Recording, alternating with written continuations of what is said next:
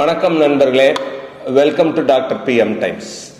நண்பர்களே, நாம் வரப்போகும் ஒரு 15 எபிசோடில் ஃபிட்னஸ் மெயின்டைன் பண்ணணும்னா ஐடியல் பாடி வெயிட் எவ்வளோ இருக்கணும், ஆரோக்கியத்திற்கும் உடல் எடைக்கும் உள்ள சம்பந்தம் என்ன, உடல் பருமன் என்றால் என்ன, ஒபிசிட்டி அப்படின்னா என்ன, ஒபிசிட்டிக்கான காரணம் என்ன, ஏன் வெயிட் ஜாஸ்தியான ஒரு நபர் ஐடியல் பாடி வெயிட்டுக்கு வர்றதுக்கு மீண்டும் வருவதற்கு ரொம்ப கஷ்டப்படுறாங்க. நீங்களே எல்லாரும் பார்ப்பீங்க.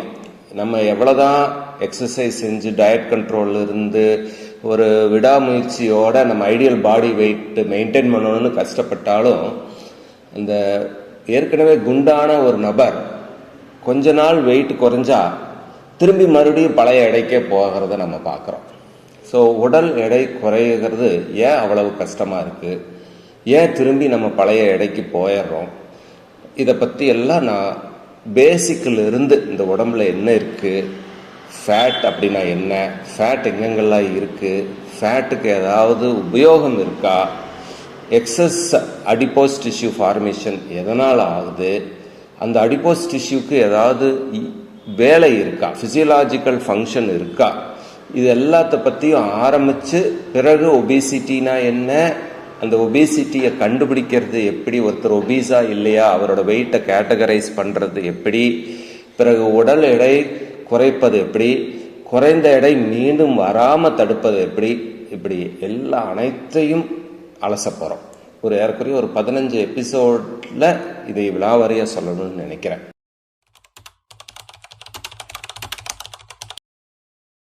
இப்போ முதல்ல நம்ம இந்த உடம்புல என்ன இருக்குது, what is the composition of body அப்படிங்கிறத பார்ப்போம். இந்த உடம்புல பாடி காம்போசிஷனை நம்ம 2 ப்ராட் ஸ்பெக்ட்ரமாக பிரிச்சிடலாம். ஒன்று fat and fat free mass. ஃபேட்னா கொழுப்பு, ஃபேட் ஃப்ரீ மாஸ்னா போன் அண்ட் மசில் மெயினாக, அப்புறம் மினரல்ஸ் மற்றவையெல்லாம் சேர்ந்து. பேசிக்கில் இருந்து வரணும்னா நம்ம உடம்புல 4 காம்பனண்ட் மாடல்னு ஃபர்ஸ்ட் சொல்லுவாங்க. அந்த 4 காம்பனண்ட் மாடல் என்னன்னா, உடம்புல ஃபர்ஸ்ட் இதுக்கு பேர் 4 காம்பனண்ட் மாடல்.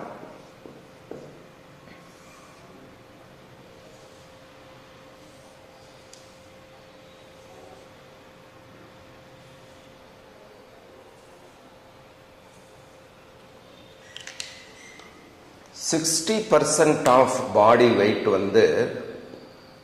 வாட்டர் தான். நம்ம உடம்புல 60% தண்ணி தான், வாட்டர் தான் இருக்கு. 10% புரோட்டீன் இருக்கு. 15% ஸ்கெலிட்டல் மாஸ், another 15% ஃபேட். இதுதான் 4 component model of composition of body நம்ம உடம்புல இருக்குது. இதை பேசிக்ல இருந்து பார்த்தோம்னா நம்ம பாடியில தேர் இஸ் ஃபர்ஸ்ட் நம்ம உடம்புல ஆட்டம்ஸ், அணுக்கள் இருக்கு. இந்த அணுக்கள் முக்கியமா 6-7 அணுக்கள் சொல்லுவாங்க. மெயினா ஆக்சிஜன், அப்புறம் carbon. Oxygen forms 60%, carbon forms 23%. அடுத்தது ஹைட்ரஜன், ஹைட்ரஜன் 10%. அதுக்கப்புறம் நைட்ரஜன் 2.3%. அதுக்கப்புறம் கால்சியம் 1.6%. அதுக்கப்புறம் other minerals and trace elements. இதுதான் basic in our body.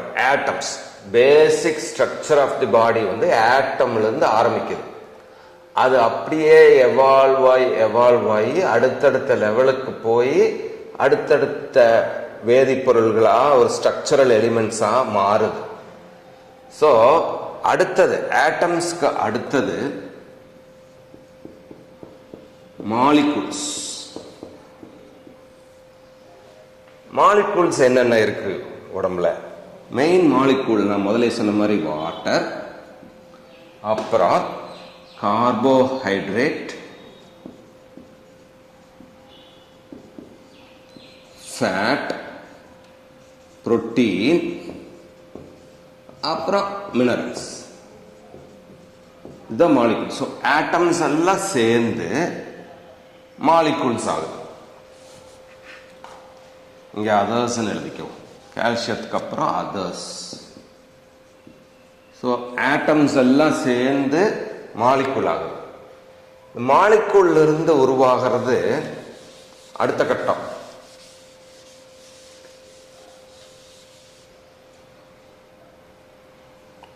Cells. Cells என்னென்ன இருக்கு? ஃபர்ஸ்ட் பொதுவா அது எல்லாத்துக்கும் ஒட்டுக்கா சொல்லுவாங்க, அதுக்கு பேரு கனெக்டிவ் டிஷ்யூ செல்ஸ். அதுல என்ன இருக்குன்னா அடிபோஸ் டிஷ்யூ இல்லைன்னா ஃபேட் செல், அடிபோசைட். ஆக்சுவலா அந்த செல்லுக்கு பேரு அடிபோசைட், ஆஸ்டியோசைட், பிளட் செல்ஸ். இது மூணு சேர்ந்து அது ஒட்டுக்கா ஒரே பேரு கனெக்டிவ் டிஷ்யூ. அதுக்கப்புறம் அடுத்த செல் ஸோ ஆஸ்டியோசைட் சொல்லிட்டோம், அடிபோசைட் சொல்லிட்டோம், பிளட் செல் சொல்லிட்டோம். அடுத்தது இதெல்லாம் இருக்கிறது ஃப்ளூயிட்ல. Fluid, they are bathed in fluid. Fluid ரெண்டு type, extracellular fluid and intracellular fluid. Extracellular ஃப்ளூயிடுங்கிறது செல்லுக்கு வெளியே இருக்கு, இன்ட்ரா செல்லுலார் ஃப்ளூயிடுங்கிறது செல்லுக்கு உள்ள இருக்கு. எக்ஸ்ட்ரா செல்லுலார் ஃப்ளூயிடு அதை ரெண்டா பிரிக்கலாம், plasma, interstitial fluid. Plasma contributes 5% of body weight, interstitial fluid 15% of body weight. அது இல்லாம இந்த fluidல இருக்கிற solutes, organic and inorganic substances. Organic and inorganic. So இதான் cell. So first atoms எல்லாம் சேர்ந்து molecules. Molecules form cell. Fourth, cells form tissues. Tissues என்னென்ன? Again, adipose tissue or fat. அப்புறம் connective tissue காமனா, that forms the blood, the only fluid connective tissue. அதுக்கப்புறமா it forms the bone. அப்புறம் it forms the epithelium அப்படின்னு ஒரு tissue. So இதெல்லாம் தான் example for tissues. Next, tissues எல்லாம் சேர்ந்து it forms the various systems. The systems starts from மேல இருந்து central nervous system, then digestive system, respiratory system, cardiovascular system, excretory system, reproductive system, circulatory system, integumentary system. அதாவது skin and subcutaneous tissue forms the integumentary system.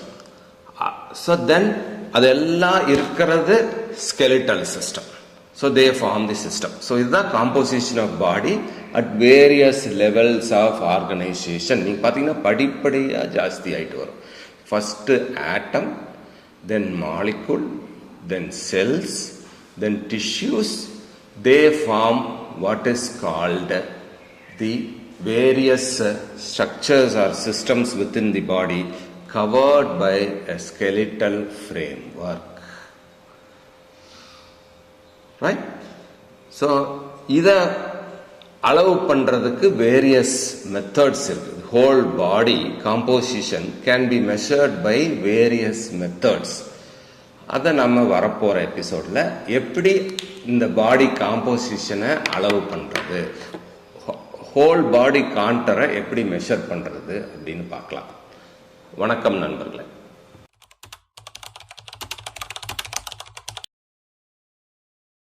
அடுத்தது நம்ம செல், tissue, systems எல்லாம் சேர்ந்து உருவான இந்த உடலை 4 மேஜர் பிரிவுகளாக படிக்கலாம்.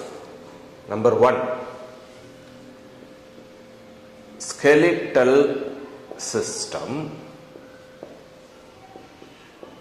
ஆர் ஸ்கெலிட்டல் மாஸ், அதாவது நம்ம உடல் எடை கான்ட்ரிபியூட் பண்றது skeletal system or skeletal mass.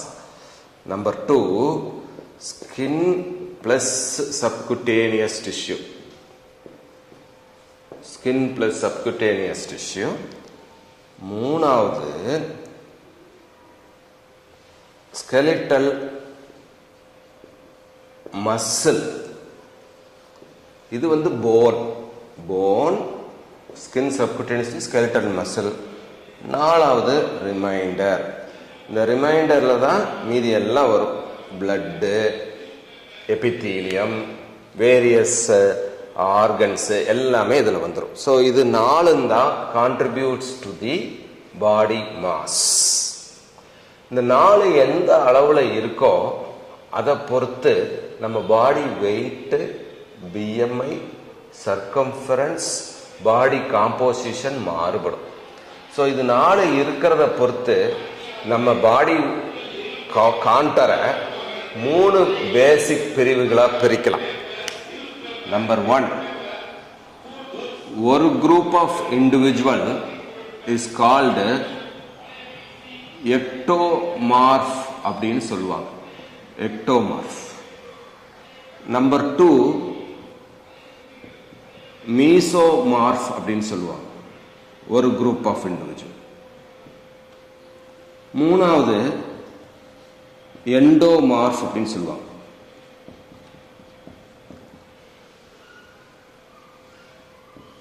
இது எப்படி பிரிக்கிறாங்க? எக்டோமார்ஃப், மீசோமார்ஃப், எண்டோமார்ஃப்னா அவங்களோட bone, muscle mass, skin subcutaneous mass, இந்த காம்போசிஷன், ஃபேட்டோட காம்போசிஷன், ஃபேட் ஃப்ரீ மாஸோட, ஃபேட் ஃப்ரீ மாஸ்னா போன் அண்ட் ஸ்கெலிட்டல் மசில், அதோட காம்போசிஷனை பொறுத்து நம்ம மேன்கைண்ட், நம்ம மனிதர்கள் எல்லாத்தையுமே 3 விதமாக பிரிக்கலாம் ஈஸியாக. Ectomorph, mesomorph, endomorph. எக்டோமார்ஃப்னா அவங்களுக்கு bone weight, bone will be smaller, small bones. Muscle mass will be less, மசிலும் அவங்களுக்கு கம்மியாக இருக்கும். அப்புறம் அவங்களுக்கு ஃபேட்டும் அளவு கம்மியாக இருக்கும். So they are thin build, ஒல்லியாக இருப்பாங்க. அவங்க போன் வெயிட்டு கம்மி, மசிலு கம்மி, ஃபேட்டு கம்மி. அதுக்கு எக்ஸாம்பிள் வந்து மராத்தான் ரன்னர்ஸ். மராத்தான் ரன்னர்ஸ் பார்த்தீங்கன்னா எவ்வளோ சாப்பிட்டாலும் ஒல்லியாக தான் இருப்பாங்க.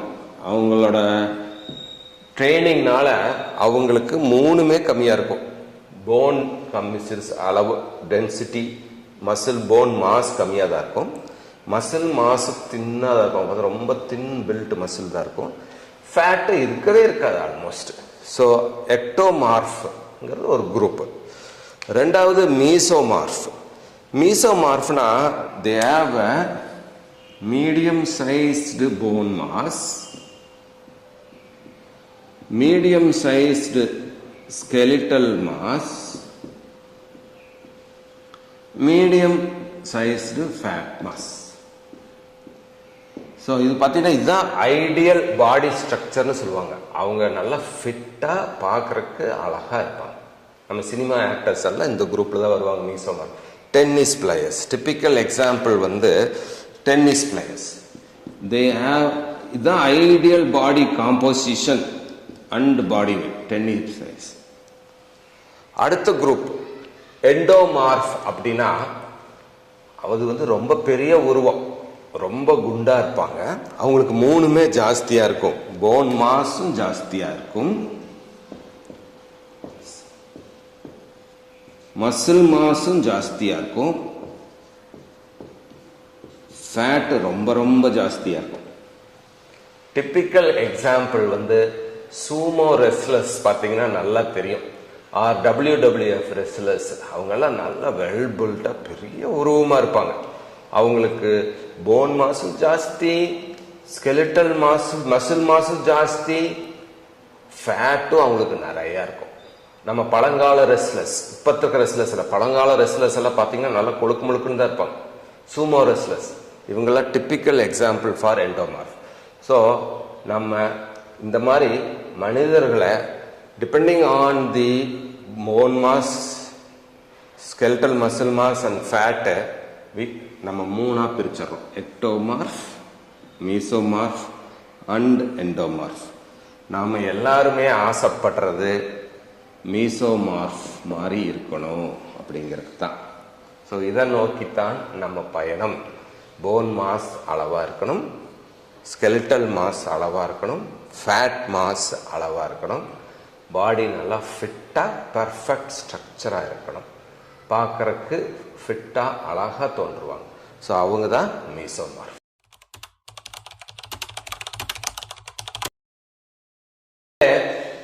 இந்த பதிவில் நம் பாடி ஃபேட் எங்கெல்லாம் டிஸ்ட்ரிபியூட் ஆயிருக்கு, பாடி ஃபேட் மென்னுக்கு எவ்வளோ இருக்கு, விமனுக்கு எவ்வளோ இருக்கு, ஆண்களுக்கு எவ்வளோ இருக்கு, பெண்களுக்கு எவ்வளோ இருக்கு, அதில் எத்தனை வகை இருக்கு, அடிப்போஸ் டிஷ்யூனா என்ன, அதில் எப்படி ட்ரைகிளிசரைட் சேருது, இப்படி எல்லாத்தையும் பற்றி நம்ம விளக்கமாக பார்க்கலாம்.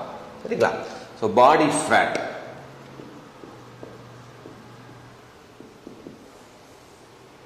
பாடி ஃபேட்டை மேஜரா ரெண்டு விதமா பிரிக்கலாம்.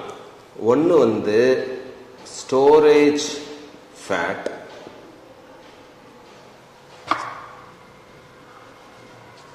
Storage fat, essential fat.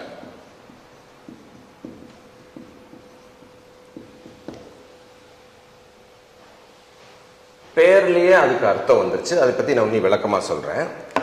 இந்த ரெண்டு விதமான ஃபேட்டை ஆண்களுக்கு 1% பெண்களுக்கு ஒரு குறிப்பிட்ட சதவீதமும் இருக்கும். நார்மலாவே தேர் இஸ் எ டிஃபரன்ஸ். மேல் ஃபீமேலுக்கு இந்த ஃபேட் டிஸ்ட்ரிபியூஷன்ல டிஃபரன்ஸ் இருக்கு. ஃபேட்டுக்கு இன்னொரு பேரு லிப்பிட்ஸ். அது தண்ணியில கரையாது. அது பென்சீன், ஆல்கஹால் போன்ற கெமிக்கல்ல தான் ஃபேட்டை கரைக்க முடியும்.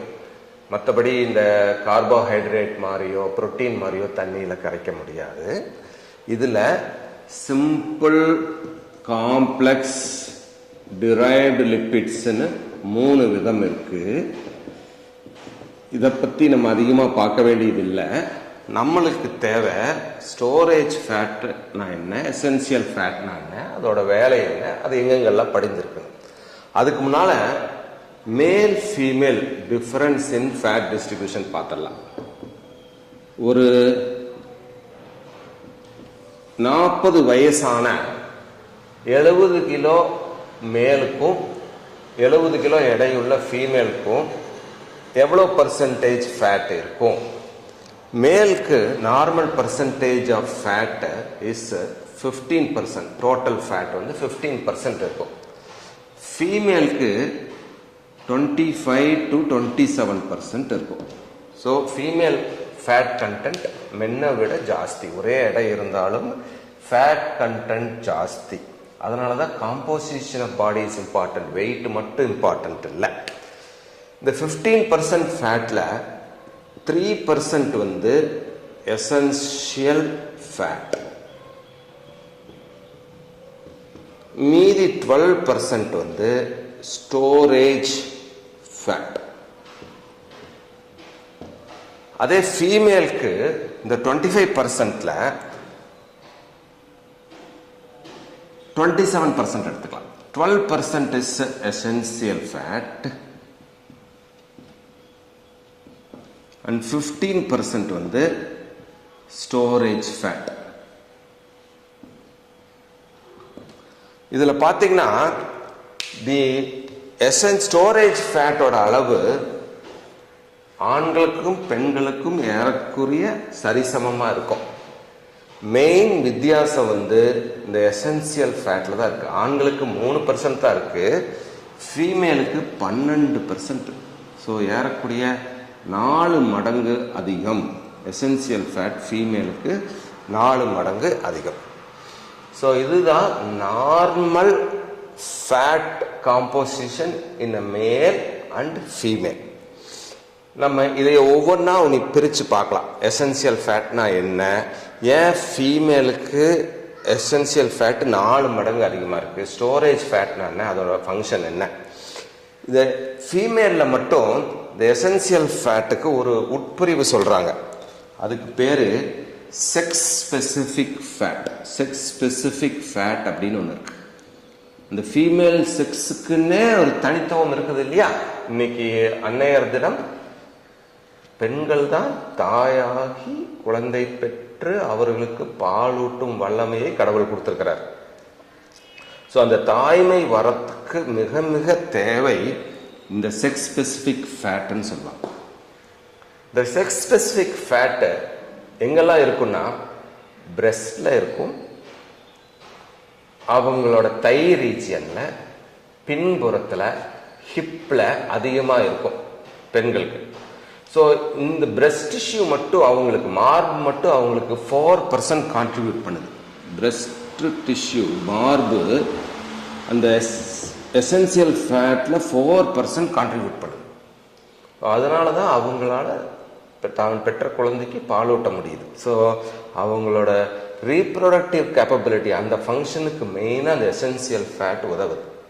அப்புறம் இந்த பின்புறத்திலையும் தைஸ்லையும் இடுப்பு பகுதியிலும் படுந்துள்ள ஃபேட்டு தான் அவங்களுக்கு அந்த டிப்பிக்கல் கான்டோர், அந்த ஃபீமேல் ஸ்ட்ரக்சரை கொடுக்குது. அவங்களோட உருவ அமைப்பை இந்த ஃபேட்டு தான் கொடுக்குது.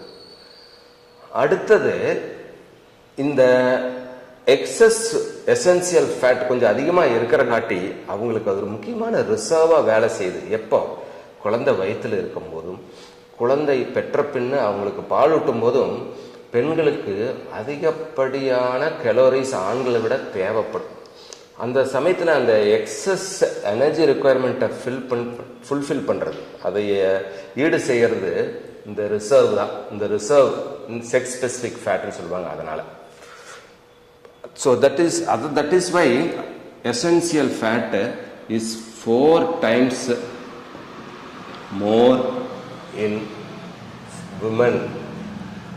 அப்புறம் இந்த எசென்சியல் ஃபேட் எங்கெல்லாம் இருக்கு நார்மலா, இந்த 3% essential fat both male and female எங்க இருக்கு நார்மலா?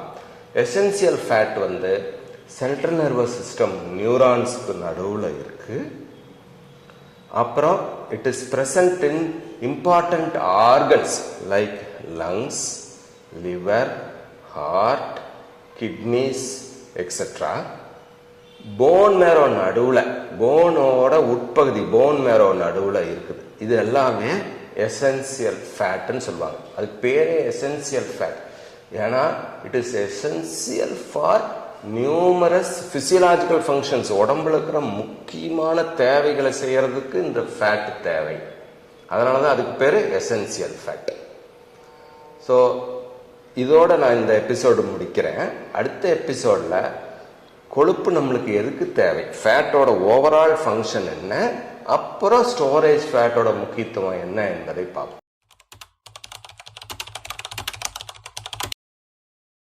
நண்பர்களே, நாம் போன பதிவில் ஆண்களோட ஃபேட் காம்போசிஷன் எவ்வளவு, பெண்களோட ஃபேட் காம்போசிஷன் எவ்வளவு, அதில் பெண்களுக்கு முக்கியமாக ஸ்பெசிஃபிக் ஃபேட்டோட ஃபங்க்ஷன் என்ன எல்லாம் சொன்னோம்.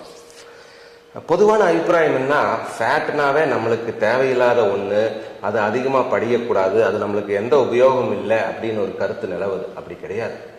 ஃபேட் இஸ் ஆல்சோ கடவுள் எல்லாத்தையும் ஒரு காரணத்தோட தான் படைச்சிருக்கார். Fat is also very very essential to the body. நம்ம உடம்போட நார்மல் ஹோமியோஸ்டேசிஸ் ஃபங்க்ஷனுக்கு, நம்ம உடம்பு இயங்குவதற்கு ஃபேட் மிக மிக அத்தியாவசியமான ஒன்று. அதோட ஃபங்க்ஷன்ஸ் எல்லாம் என்ன அப்படின்னு பாருங்க, எவ்வளோ ஃபங்க்ஷன் இருக்கு பாருங்க ஃபேட்டுக்கு. ஃபேட் நம்பர் ஒன் ஃபங்க்ஷன் நான் முதலே சொன்னேன், maximum percentage storage fat, 15% storage fat. So அது என்ன ஸ்டோர் பண்ணுது? It stores energy. Fat is the storehouse of energy. So energy அதிகமாக இருக்கும்போது நம்ம சேமிச்சு வைக்க முடியுது. எனர்ஜி தேவைப்படும் போது அந்த ஃபேட்ல இருந்து எனர்ஜி நம்மளுக்கு கிடைக்கும். So it is storehouse of energy, number one. Number two, fat is essential. ஒவ்வொரு அணுக்களோட செல்வாலையும் முக்கியமான பொருள் செல்வால்ல ஃபேட் தான் இருக்கு. Cell wall is made up of mainly phospholipids. So அது ஒரு form of fat. So fat தான் எல்லா அணுக்கள் உடம்பு பூரா இருக்கு. அந்த அணுக்களை சுற்றி ஒரு சுவர் இருக்கு, செல் வால். இந்த செல் சுவர் மெயினாக ஃபேட்டானதான். Fat is the main chemical in the sell wall of all the cells. So அவ்வளோ இம்பார்ட்டன்ட் ஃபேட். மூணாவது ஃபங்க்ஷன் ஃபேட்டுக்கு, உடம்புல இருக்கிற முக்கியமான ஹார்மோன்ஸ், நிறைய ஹார்மோன்ஸ் டெரைவேட்டிவ், அதோட மூலப்பொருள் cholesterol. Cholesterol is an important form of fat. So cholesterol is the main source for various hormones. மூலப்பொருள், ஹார்மோன்ஸ்க்கான மூலப்பொருளா fat இருக்கு. நாலாவது, இந்த நியூரான்ஸ்ல இருக்கிற ஃபேட், சிஎன்எஸ்ல இருக்குன்னு சொன்ன நியூரான்ஸ், நரம்பு அணுக்கள் இருக்கிற fat it acts as an insulation. எப்படி ஒரு எலக்ட்ரிக் ஒயருக்கு ஒரு பிளாஸ்டிக் இன்சுலேஷன் இருக்குதோ, அது மாதிரி நியூரான்ஸோட வேலை என்ன? எலக்ட்ரிக்கல் இம்பல்சஸை ஒரு இடத்துல இருந்து இன்னொரு இடத்துக்கு கண்டக்ட் பண்றது. கண்டக்ஷன் தான் main function of neuron. So அந்த எலக்ட்ரிக்கல் ஆக்டிவிட்டிக்கு ஒரு இன்சுலேஷனா இந்த ஃபேட் உதவியா இருக்கு. அஞ்சாவது, இந்த சப்குட்டேனியஸ் டிஷ்யூல இருக்கிற ஃபேட் இருக்கு, சப்குட்டேனியஸ் ஃபேட், அதாவது தோலுக்கு அடியில் இருக்கிற ஃபேட்டு, அதுதான் நம்ம உருவ அமைப்பை நிர்ணயிக்கிறது. எஸ்பெஷலி பெண்களோட உருவ அமைப்பை, பாடி கான்டோரை நிர்ணயிக்கிறது சப்குட்டேனியஸ் ஃபேட் தான். அடுத்தது, இந்த சப்குட்டேனியஸ் ஃபேட் எஸ்எஃப்னு எழுதுற சப்குட்டேனியஸ் ஃபேட் இப்போ பார்த்தீங்கன்னா வெயில் காலம் நம்ம உடம்ப சூட்டில இருந்து பாதுகாக்கிறது. It protects against thermal injury. சூட்டில இருந்து பாதுகாக்கிறது இந்த தோலுக்கு அடியில் இருக்கிற ஃபேட் தான். அடுத்தது ஆறாவது ஃபங்க்ஷன் விசரல் ஃபேட்னு சொல்லுவாங்க. இன்ட்ரா அப்டாமினல் ஃபேட், வயிற்று பகுதிக்கு உள்ள இருக்கிற ஃபேட். அந்த fat it acts as a cushion. ஒரு pad of fat acts as a cushion. ஒரு குஷன் மாதிரி நம்ம விசரா உள்டர்னல் ஆர்கன்ஸை தாங்கி பிடிச்சிக்குது. நம்ம இன்ஜுரி எதுவும் ஆகாமல், நம்ம கீழே விழும்போதோ, ஏதாவது அடிபடும் போதோ, யாராவது நம்மளை அடிக்கும் போதோ, முக்கியமான உறுப்புகள் சேதாரம் ஆகாமல் தடுக்கிறதுக்கு it acts as a cushion. So அடுத்தது, fat is essential for absorption of vitamins. Fat soluble விட்டமின்ஸ்னே இருக்கு. Vitamin A, D, E and K. இந்த 4 விட்டமின் முக்கியமான vitamins A, D, E and K. they are called fat soluble vitamins. அதை observe பண்றதுக்கு மெயினா fat வேணும். அடுத்தது 8வது, ஃபேட் இருந்தா தான் ஒரு உணவுப் பொருள் டேஸ்டா இருக்கும். ஐஸ்கிரீம் ஏன் அவ்வளோ டேஸ்டா இருக்கு? ஏன்னா அதுல அதிக ஃபேட் இருக்கு. It adds to the taste and flavour of food. நம்ம விரும்பி சாப்பிட்ற உணவுல எல்லாமே ஃபேட் இருக்கு. அடுத்தது, லங்ஸ்ல ஃபேட்டுக்குன்னு ஒரு ப்ராப்பர்ட்டி இருக்கு. Acts as a detergent soap மாதிரி. இது கடினமான லேயரை தாண்டி அழுக்க எடுக்கிற ப்ராப்பர்ட்டிக்கு பேர் தான் டிட்டர்ஜென்ட். அதே ப்ராப்பர்ட்டி லங்ஸ்ல அப்ளை ஆகுது. லங்ஸ்ல அல்வியோலை, மூச்சு குழாய் இருக்குது இல்லைங்களா, அதுல சர்ஃபாக்டன்ட் என்ற ஒரு வேதிப்பொருள் படிந்து இருக்கும். இந்த சர்ஃபாக்டன்ட் என்ன பண்ணுது? It acts as a detergent. And it helps to maintain the compliance of the லங்னு சொல்லுவாங்க. அதாவது நுரையீரல் விரிவடையும் தன்மை, மூச்சு குழாய் விரிவடையும் தன்மையை மெயின்டைன் பண்ணுறதுக்கு இந்த டிட்டர்ஜென்ட் ஆக்ஷன் ஆஃப் ஃபேட் உதவியாக இருக்குது. ஆனால் இந்த டிட்டர்ஜென்ட் ஆக்ஷன்னால சர்ஃபேஸ் டென்ஷன் குறையும். அதனால் என்ன ஆகும், நம்ம மூச்சு குழாய் விரிவடைவதற்கு, அது கொலாப்ஸ் ஆகாமல் தடுக்கிறதுக்கு உதவியாக இருக்கும். ஸ்மோக்கர்ஸில் இந்த சர்ஃபாக்டன்ட் வந்து போயிடுது. அதனால தான் அவங்களுக்கு இந்த ஆஸ்மா இல்லை எம்ஃபைசீமா, லங் டேமேஜ் போன்றவையெல்லாம் காமனாக இருக்கிறது. எதனாலன்னா இந்த surfactant is affected in smokers. இந்த surfactant is made up of mainly fat. Fat தான் இந்த சர்ஃபாக்டன்ட்டில் இருக்கு. ஸோ கொழுப்புனாவே நம்ம பயந்துக்கிறோம், தேவையில்லாத பொருள் நினச்சிக்கிறோம். பட் இதில் பார்த்தீங்கன்னா கொழுப்புக்கு இவ்வளவு பயன்கள் பலன்கள் இருக்குது. ஸோ கொழுப்பும் நம்மளுக்கு தேவை, ஒரே இது அளவோடு இருக்க வேண்டும். ஸோ இது எப்படி நம்ம அளவோடு மெயின்டைன் பண்ணுறது, கொழுப்போட அளவு என்ன, ஏன் இது அளவுக்கு மீறி போகுது, எதனால் ஒபிசிட்டி வருது, இந்த கொழுப்பு எப்படி விதவிதமாக படிந்திருக்கு அப்படிங்கிறத வரப்போகும் பதிவுகளில் பார்க்கலாம்.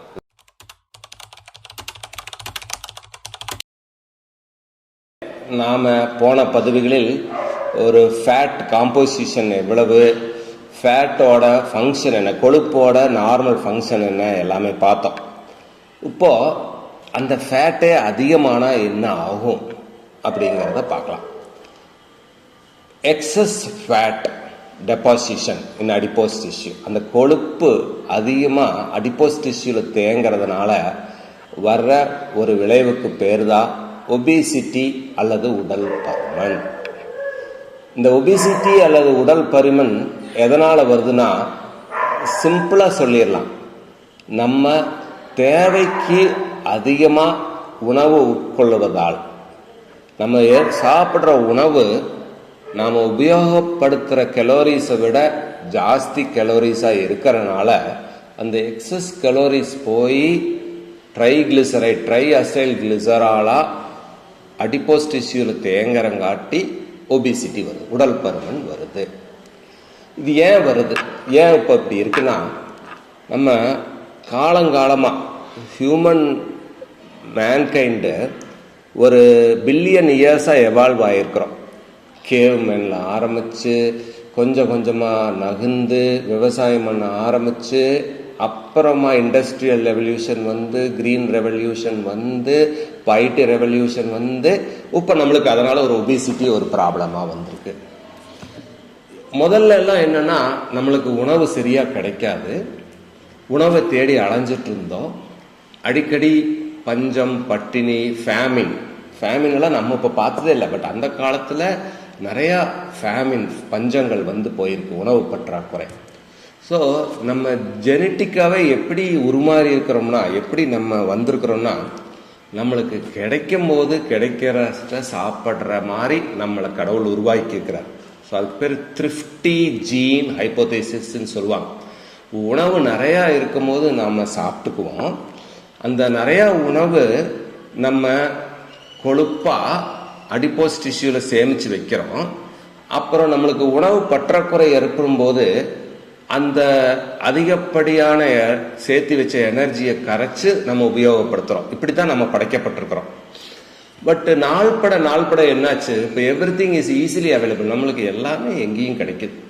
ஸோ அதனால் உணவு பற்றாக்குறை, பசி, பஞ்சம் என்ற பேச்சுக்கே இடமில்லை. இப்போ என்னாச்சு, ஒவ்வொரு வீதியிலையும் பார்த்தீங்கன்னா ஒரு பேக்கரி இருக்கும், அடுத்தது ஒரு பரோட்டா கடை இருக்கும், மறுபடியும் ஒரு பேக்கரி இருக்கும், பரோட்டா கடை இருக்கும், அப்புறம் 2 கிளினிக்கு, மெடிக்கல் ஷாப் இருக்கும். இது இல்லாத வீதியே இல்லைன்னு அர்த்தம். உணவு அவ்வளவு ஈஸியாக அவைலபிள் இப்போ கிடைக்குது. கிரீன் ரெவல்யூஷனுக்கு அப்புறம் நம்ம உணவுப் பொருள் தயாரிக்கும் தன்மை பன்முகமாக வளர்ந்துருச்சு. ஸோ அதனால் இட் இஸ் அவைலபிள். ஓரளவுக்கு பொருளீட்டும் திறமையும் அதிகமாயிருச்சு. ஸோ நம்மக்கிட்ட பொருள் இருக்கிறது, உணவு இருக்குது, ஸோ நம்மளால் வாங்கக்கூடிய கெப்பாசிட்டி இருக்குது. ஸோ இப்போ நம்மளுக்கு உணவு அவைலபிள். பட் ஆனால் நம்ம ஜீன் அப்படியே தான் இருக்குது. த்ரிஃப்டி ஜீன் ஹைப்போதேசிஸ் நம்மளுக்கு அந்த சேமித்து வைக்கிற பழக்கம் அப்படியே இருக்குது. ஸோ முதல்ல நம்ம கம்மியாக சாப்பிட்டு இருந்தோம். ஸோ சாப்பாடு கிடைக்காதுன்னு சொல்லி அந்த கம்மியாக சாப்பிட்டதை சேமித்து வச்சோம். இப்போ அந்த ஜீன் அப்படியே இருக்குது. பட் நாம் நிறையா சாப்பிட்றோம். எப்படின்னா முதல்ல எல்லாம் இப்போ பார்த்தீங்கன்னா பாப்கார்ன் ஒரு சின்ன பேக்கெட்டில் இருக்கும் 10 ரூபா. இப்போ தியேட்டருக்கு போனால் என்ன கொடுக்குறாங்க? பாப்கார்ன் பக்கெட்டில் கொடுக்குறாங்க. ஒரு பக்கெட் பாப்கார்ன், அதுவும் அது சாப்பிட்டுட்டு திருப்பி பக்கெட் கொடுத்தா மறுபடியும் ரீஃபில் பண்ணி கொடுக்குறாங்களா? பாப்கார்ன் எவ்வளோ சாப்பிட்றது? பட் நாம் அந்த காசு வீணாயிருமேன்ட்டு அந்த பக்கெட் ஃபுல்லாக சாப்பிட்றோம். கோக்கு எவ்வளோ பெரிய டம்ளர், முதல்ல ஜூஸு இவ்வளோண்டு டம்ளரில் குடித்தோம். இப்போ கோக்கு இவ்வளோ ஒரு முளம் இருக்கும் அந்த டம்ளரோட சைஸை, அந்த கோக் ஃபுல்லாக ஒருத்தர் குடிக்கிறோம். ஸோ நிறையா தேவையான விட அதிகமாக சாப்பிட்றோம். எஸ்பெஷலி வெஸ்டர்ன் கண்ட்ரீஸில் இந்த பழக்கம் ரொம்ப ஜாஸ்தி. அமெரிக்கன்ஸ் எஸ்பெஷலி அங்கே ஒபிசிட்டியோட இன்சிடென்ஸ் 30% ஆஃப் ஜெனரல் பாப்புலேஷன். 100 பேர் இருந்தாங்கன்னா அதில் 30 பேர்த்துக்கு இந்த ஒபிசிட்டி தொந்தரவு, உடல் பருமன் தொந்தரவு இருக்குது. ஏன்னா அங்கே உணவுப் பொருள் அவ்வளவு கிடைக்குது. அங்கே எல்லாம் பர்கர் எல்லாமே கிங் சைஸ் பர்கர், ஃப்ரெஞ்ச் ஃப்ரைஸ்ன்னு சொல்லுவாங்க. அந்த உருளைக்கிழங்கு எண்ணெயில் வதக்கி கொடுக்கறது. அந்த ஃப்ரெஞ்ச் ஃப்ரைஸ் மாதிரி ஹை கலோரி ஃபுட்டே இல்லை. அவ்வளோ கலோரிஸ் இருக்குது அந்த ஃப்ரெஞ்ச் ஃப்ரைஸ். பட் எவ்வளோ ஃப்ரெஞ்ச் ஃப்ரைஸ் அந்த மெக்டொனால்ட்ஸ் இதில் எல்லாம் கொடுக்குறாங்க, இவ்வளோ கொடுக்குறாங்க. ஸோ எல்லாமே மெகா சைஸில் நம்ம சாப்பிட்றோம். இவ்வளோ பெரிய பர்கர், இவ்வளோ பெரிய ஃப்ரெஞ்ச் ஃப்ரைஸு, அப்புறம் இவ்வளோ டின்னில் கோக்கு ஏன் நான் திருப்பி சொல்கிறேன்னா, பிவரேஜஸ், சுகர்டு பிவரேஜஸ், அதில் சுகர் கண்டென்ட் ரொம்ப ஜாஸ்தி. இவ்வளோ பெரிய டம்ளரில் கோக் குடித்தோம்னா அதில் அவ்வளோ சுகர் இருக்கும். ரிஃபைன்டு சுகர், அதாவது சுகர் எடுத்த உடனே உடம்புக்கு வர மாதிரி ரிஃபைன்டு சுகர். ஸோ அவ்வளோ ரிஃபைன்டு சுகர் நாம் எடுக்கிறோம். அவ்வளவு கார்போஹைட்ரேட் பேஸ்டு டயட் நாம் எடுக்கிறோம். அப்புறம் நம்ம அதுக்கான வேலை செய்யறதில்ல. என்ன பண்ணுறோம்? நம்ம முதல்லலாம் உணவை தேடி அலைஞ்சோம், போக்குவரத்து வசதி கம்மியானது, நடந்து போனோம் வந்தோம். இப்போ எதுவுமே இல்லை. நம்ம மேக்சிமம் மூளைக்கு தான் வேலை கொடுக்குறோம். எல்லாமே சாஃப்ட்வேரு, ஐடி கம்பெனியில் உட்கார்ந்து தான் அதிக நேரம் வேலை செய்கிறாங்க. ஸோ நம்ம அதிகமாக உட்கொள்கிறோம், பட் கம்மியாக அதையை உபயோகப்படுத்துகிறோம். நம்ம உட்கார்ந்தே இருக்கிறோம். குழந்தைகளுக்கு விளையாட்டு பீரியட்னே ஒன்று இல்லாமல் போச்சு. மைதானங்களில் விளையாடுற பழக்கமே இல்லை, வீடியோ கேம்ஸ் தான் விளையாடுறாங்க. ஸோ அவங்களுக்கும் அந்த உபயோகப்படுத்துதல் கம்மியாயிருச்சு. ஸோ இதனால் என்ன ஆகுது? எக்ஸஸ் எனர்ஜி கொழுப்பாக சேமிப்பாகுது. எங்கே? அடிப்போஸ் டிஷ்யூவில் படியுது. அந்த அடிப்போஸ் டிஷ்யூவில் அதிகமாக கொழுப்பு படிய ட்ரங்கல் ஒபிசிட்டி வருது. வயிற்று பகுதி ஜாஸ்தி ஆகுது, தொப்பை பெருகுது. அந்த தொப்பை தான் நம்மளுக்கு பலவேறு வியாதிகளுக்கு காரணமாகிறது. அதுக்கு எல்லாத்துக்குமே ஒட்டுக்கா நான் கம்யூனிகபிள் டிசீசஸ்ன்னு சொல்லுவாங்க. Type 2 diabetes mellitus, metabolic syndrome, hyper tension, cardiovascular diseases, இது எல்லாத்துக்குமே இந்த அதிகப்படியான கொழுப்பு வயிற்றில் படிகிறது தான் காரணம். ஸோ அளவாக உண்டு, அதிகமாக வேலை செய்து தொப்பை பெருகாமல் பார்த்து கொண்டால் ஆரோக்கியம். அதை பற்றி வரப்போறும் பதிவுகளில் பார்ப்போம். வணக்கம், நன்றி நண்பர்களே.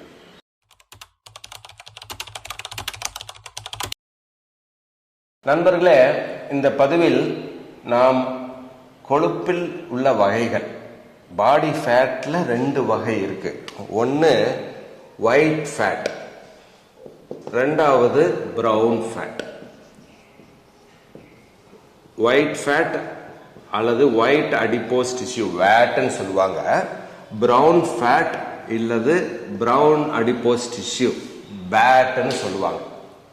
ஸோ இந்த ஒயிட் ஃபேட்டுங்கிறது தான் விசரல் ஃபேட், அதாவது வயிற்று பகுதிக்குள்ள இருக்கிற ஆர்கன்ஸை சுற்றி ஒரு குஷன் மாதிரி, ஒரு பேட் மாதிரி இருந்துட்டு இன்ஜுரியிலேருந்து ப்ரிவென்ட் பண்ணுறது. அதுதான் மெயினாக ஒயிட் ஃபேட். அது ஒமண்டத்தில் இருக்கும், ஸ்டொமக் சுற்றி இருக்கும். அதுதான் main store house for energy. It's a store house for energy. இங்கே தான் எனர்ஜி ட்ரை அசில் கிளிசரால் அப்படிங்கிற வேதிப்பொருளாக சேமிக்கப்படுது. சிம்பிளாக சொன்னால் ட்ரைகிளிசரைடு அப்படின்னு சேமிக்கப்படுது. பிரவுன் அடிப்போஸ் டிஷ்யூ எங்கே இருக்குன்னா, இது குழந்தைகளுக்கு ஜாஸ்தியாக இருக்கும், மோர் இன் சில்ட்ரன். இது அதிகமாக எங்கே இருக்குன்னா இன்டர்ஸ்கேப்புலர் ரீஜியன், முதுகு பகுதிக்கு 2 ஸ்கேப்புலாக்கு நடுவில், நேப் ஆஃப் தி நக்கு, கழுத்தோட பின்பகுதியில், சூப்ரா கிளாவிகுலர் ரீஜியனை, பிளட் வெசலை சுற்றி இங்கெல்லாம் இருக்கிறது பிரவுன் ஃபேட். அது குழந்தைகளுக்கு அதிகமாக இருக்கும். So nape of the neck, interscapular ரீஜியன்னு சொல்லுவாங்க. தோல் பட்டை எலும்புகளுக்கு நடுப்பகுதி. இங்கே ப்ரௌன் ஃபேட் அதிகமாக இருக்கும். ஒயிட் ஃபேட்டோட மெயின் வேலை ஸ்டோர் ஹவுஸ் ஆஃப் எனர்ஜி, எனர்ஜியை சேமிக்க வைக்கிறது. ப்ரௌன் ஃபேட்டோட மெயின் வேலை தெர்மோஜெனிசிஸ். இது நம்ம உடம்பை சூடாக வைத்திருப்பதற்கு, எஸ்பெஷலி குழந்தைகளோட டெம்பரேச்சர் மெயின்டைன் பண்ணுறதுக்கு இந்த ப்ரௌன் ஃபேட் ரொம்ப ரொம்ப உதவியாக இருக்கும். குளிர் பிரதேசங்களில் இதோட உதவி ஜாஸ்தி. ப்ரௌன் ஃபேட் அதிகமாக இருக்க அவங்களுக்கு தொந்தரவு, பக்க விளைவுகள் கம்மி.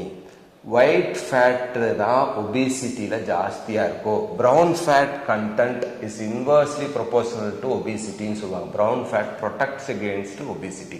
So thin lean individual, muscular இண்டிவிஜுவலுக்கு ப்ரௌன் ஃபேட், குழந்தைகளுக்கு ஜாஸ்தியாக இருக்கும். தின் லீன் ஃபிட்டான இண்டிவிஜுவலுக்கு ப்ரௌன் ஃபேட் ஜாஸ்தியாக இருக்கும். இந்த ஒயிட் ஃபேட்டிலிருந்து கிடைக்கிறது ஏடிபி, எனர்ஜி கிடைக்குது. whereas ப்ரௌன் ஃபேட்லேருந்து கிடைக்கிறது ஹீட், தெர்மோஜென், ஹீட் கிடைக்குது. ஸோ ஒயிட் ஃபேட்டில் ஏடிபி எனர்ஜி கிடைக்குது, ப்ரௌன் ஃபேட்டில் ஹீட் கிடைக்குது. எதுக்கு இந்த பேர் ஒயிட் ப்ரௌனு? அந்த கலர்னால. எப்படி இந்த கலர் மேறுபடுதுன்னா, ப்ரௌன் ஃபேட்டோட பிளட் சப்ளை ஜாஸ்தி கம்பேரிட்டிவ்லி. அப்புறம் comparatively they are polygonal cells. Polygonal செல்ஸுமாங்க, polygonal cells. they are polygonal cells. அதில் மைட்டோகாண்ட்ரியா ஜாஸ்தியாக இருக்கும். they are polygonal in nature, more of mitochondria. blood supplyயும் ஜாஸ்தி. இதனால் ப்ரௌன் ஃபேட்டில் இருந்து we get heat. ஒயிட் ஃபேட்டில் we get ATP, எனர்ஜி.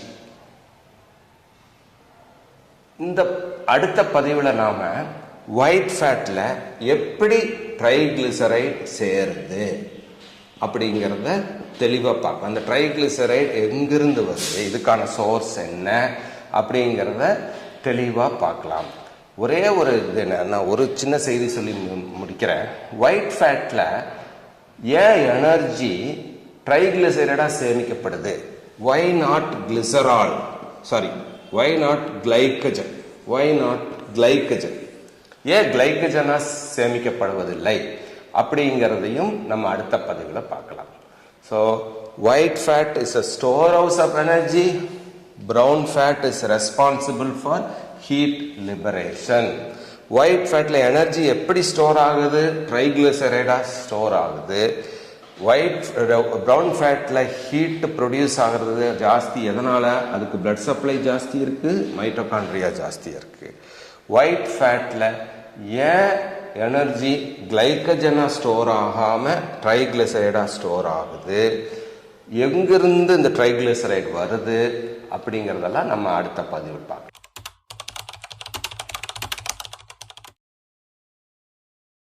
நண்பர்களே, நாம் இந்த பதிவில் முக்கியமாக விசரல் ஃபேட் அல்லது ட்ரங்கல் ஒபிசிட்டி பற்றி, தொப்பையை பற்றி பார்க்க போகிறோம்.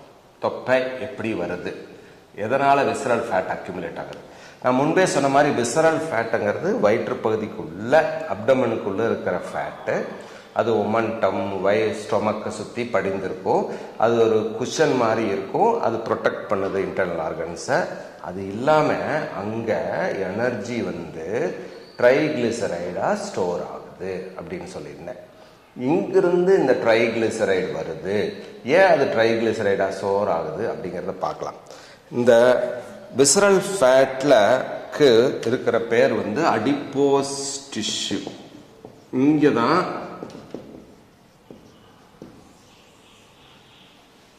தான் எனர்ஜி ஸ்டோர்ட் ஆஸ் ட்ரைஅசில் கிளிசரால்.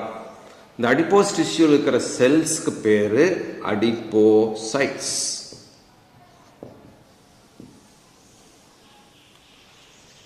இந்த ட்ரைகிளிசரைடு எங்கிருந்து வருதுன்னா, அதுக்கு 3 சோர்ஸ் இருக்கு. Sources for triglyceride. ட்ரைகிளிசரைடு எங்கிருந்து இந்த வயிற்று பகுதியில் எனர்ஜியா ஸ்டோர் ஆகுது, எனர்ஜி ஸ்டோர் ஆகுது, எங்கிருந்து அது வருது அப்படின்னு. நம்பர் 1, நாம் வெளியிருந்து எடுக்கிற உணவுப் பொருள் ஃபுட் சோர்ஸ் வந்து ஃபுட் சோர்ஸில் இருக்கிற ஃபேட்டு பைலோட உதவியோட பேன்கிரியாட்டிக் லைப்பேஸ் அப்படிங்கிற நொதிப்பொருளால் டைஜஸ்ட் ஆகி சிறுகுடல் பகுதியில் அப்சார்ப் ஆகுது. அந்த அப்சார்ப் ஆன ஃபேட் வந்து கைலோமைக்ரான்ஸ் அப்படிங்கிற ஒரு பொருளோட சேர்ந்து எடுத்து போகப்படுகிறது. அது எங்க போகுது? அடிப்போஸ் டிஷ்யூக்கு போய் அங்கிருந்து கைலோமைக்ரான்ஸ்ல இருந்து ஃபேட்டி ஆசிட் வந்து அந்த ஃபேட்டி ஆசிட் கிளிசராலோட சேர்ந்து ட்ரைகிளிசரைடா ஸ்டோர் ஆகுது. ஸோ முதல் சோர்ஸ் என்ன? கைலோமைக்ரான்ஸ். கைலோமைக்ரான்ஸ் எங்கிருந்து வருது? நம்ம உணவுப் பொருள் செரிமானம் ஆனதுக்கு அப்புறம் அப்சார்ப் ஆனதுக்கு அப்புறம் கிடைக்கிறது கைலோமைக்ரான்ஸ்.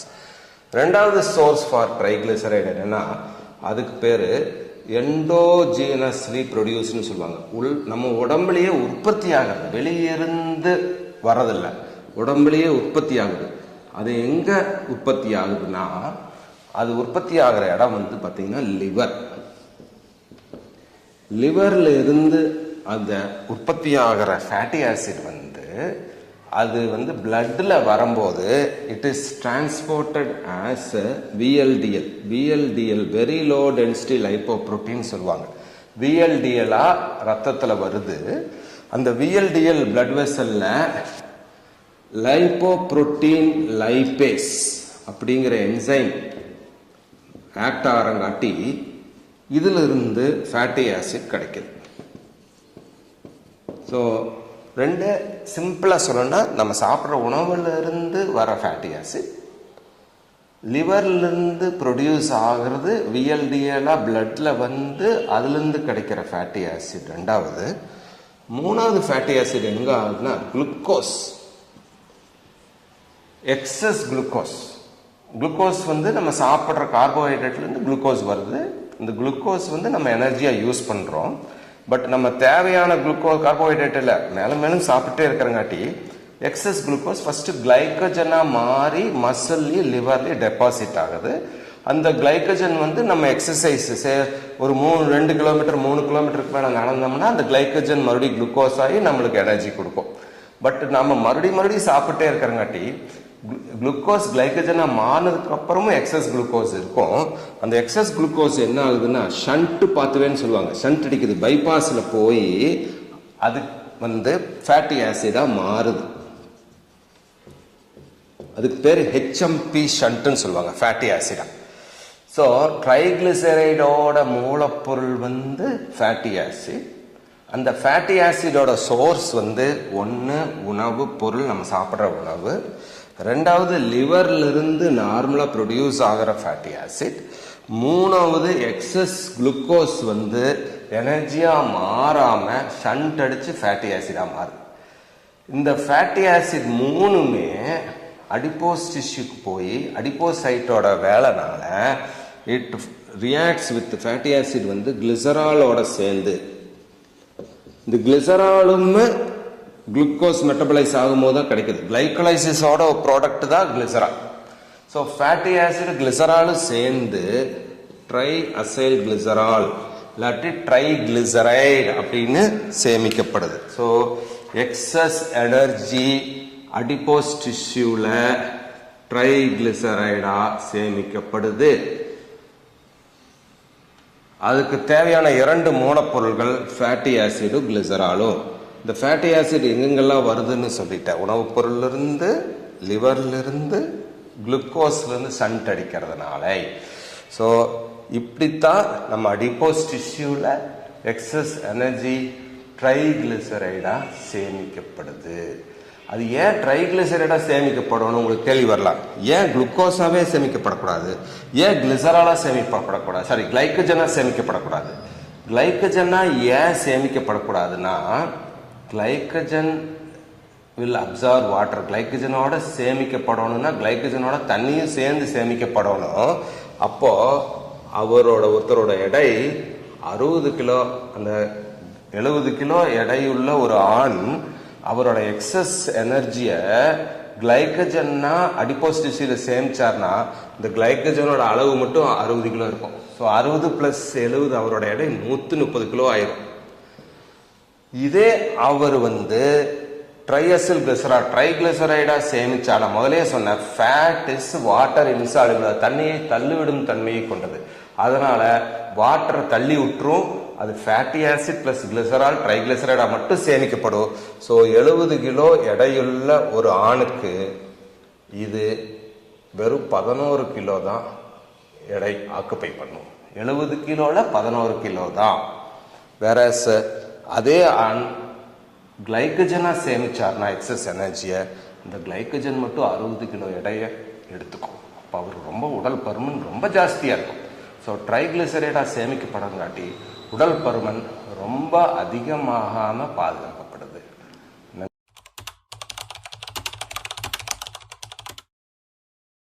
நண்பர்களே, போன பதிவில் நாம் அடிப்போஸ் டிஷ்யூல எப்படி ட்ரைகிளிசரைட் சேமிக்கப்படுது, தொப்பை எதனால ஏற்படுது அப்படின்னு பார்த்தோம். இப்போ அது தொப்பையோட பின்விளைவுகள் என்ன? சேமிச்சுட்டு போகுதே, அது நம்மளுக்கு தேவையானது தானே, தேவைப்படும் போது எடுத்துக்கிறோம், தேவையில்லாத போது சேமிக்கிறோம். அதில் என்ன தப்பு அப்படிங்கிறத இப்போ பார்ப்போம். நம்பர் 1, இந்த visceral fat is made up of adipocytes. இந்த அடிப்போசைட்ஸ் பற்றி ஒரு முக்கியமான தகவல், இது ஒரு எண்டோக்ரைன் கிளாண்ட் மாதிரி செயல்படும், நாணமில்லா சுரப்பி மாதிரி வேலை செய்யும் அப்படிங்கிறது உங்களுக்கு தெரியுமான்னு தெரியல. இந்த adipocytes act as an endocrine gland.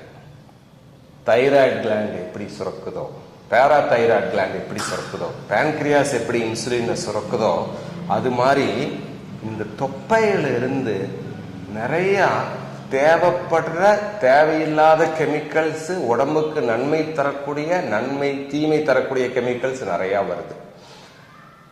அதை பத்தி நம்ம தெரிஞ்சுக்குவோம். அதனாலதான் நாம இந்த தொப்பையை கண்டு நம்ம பயப்படுறோம். தொப்பை ஏன் நம்மளுக்கு ஹார்ம்ஃபுல்லா இருக்குன்னா அது சும்மா இருக்கிறதில்ல, அதுல ஏகப்பட்ட கெமிக்கல்ஸ் ரிலீஸ் பண்ணிட்டே இருக்கு. தொப்பை அதிகமாக அடிப்போசைட் ஜாஸ்தியாக அதுல இருந்து வெளிவர கெமிக்கல்ஸ் ஜாஸ்தியாகும். அந்த கெமிக்கல்ஸ்க்கெல்லாம் பேர் அடிப்போசைட்டோகைன்ஸ் சொல்லுவாங்க. அடிப்போசைட்டோகைன்ஸ்.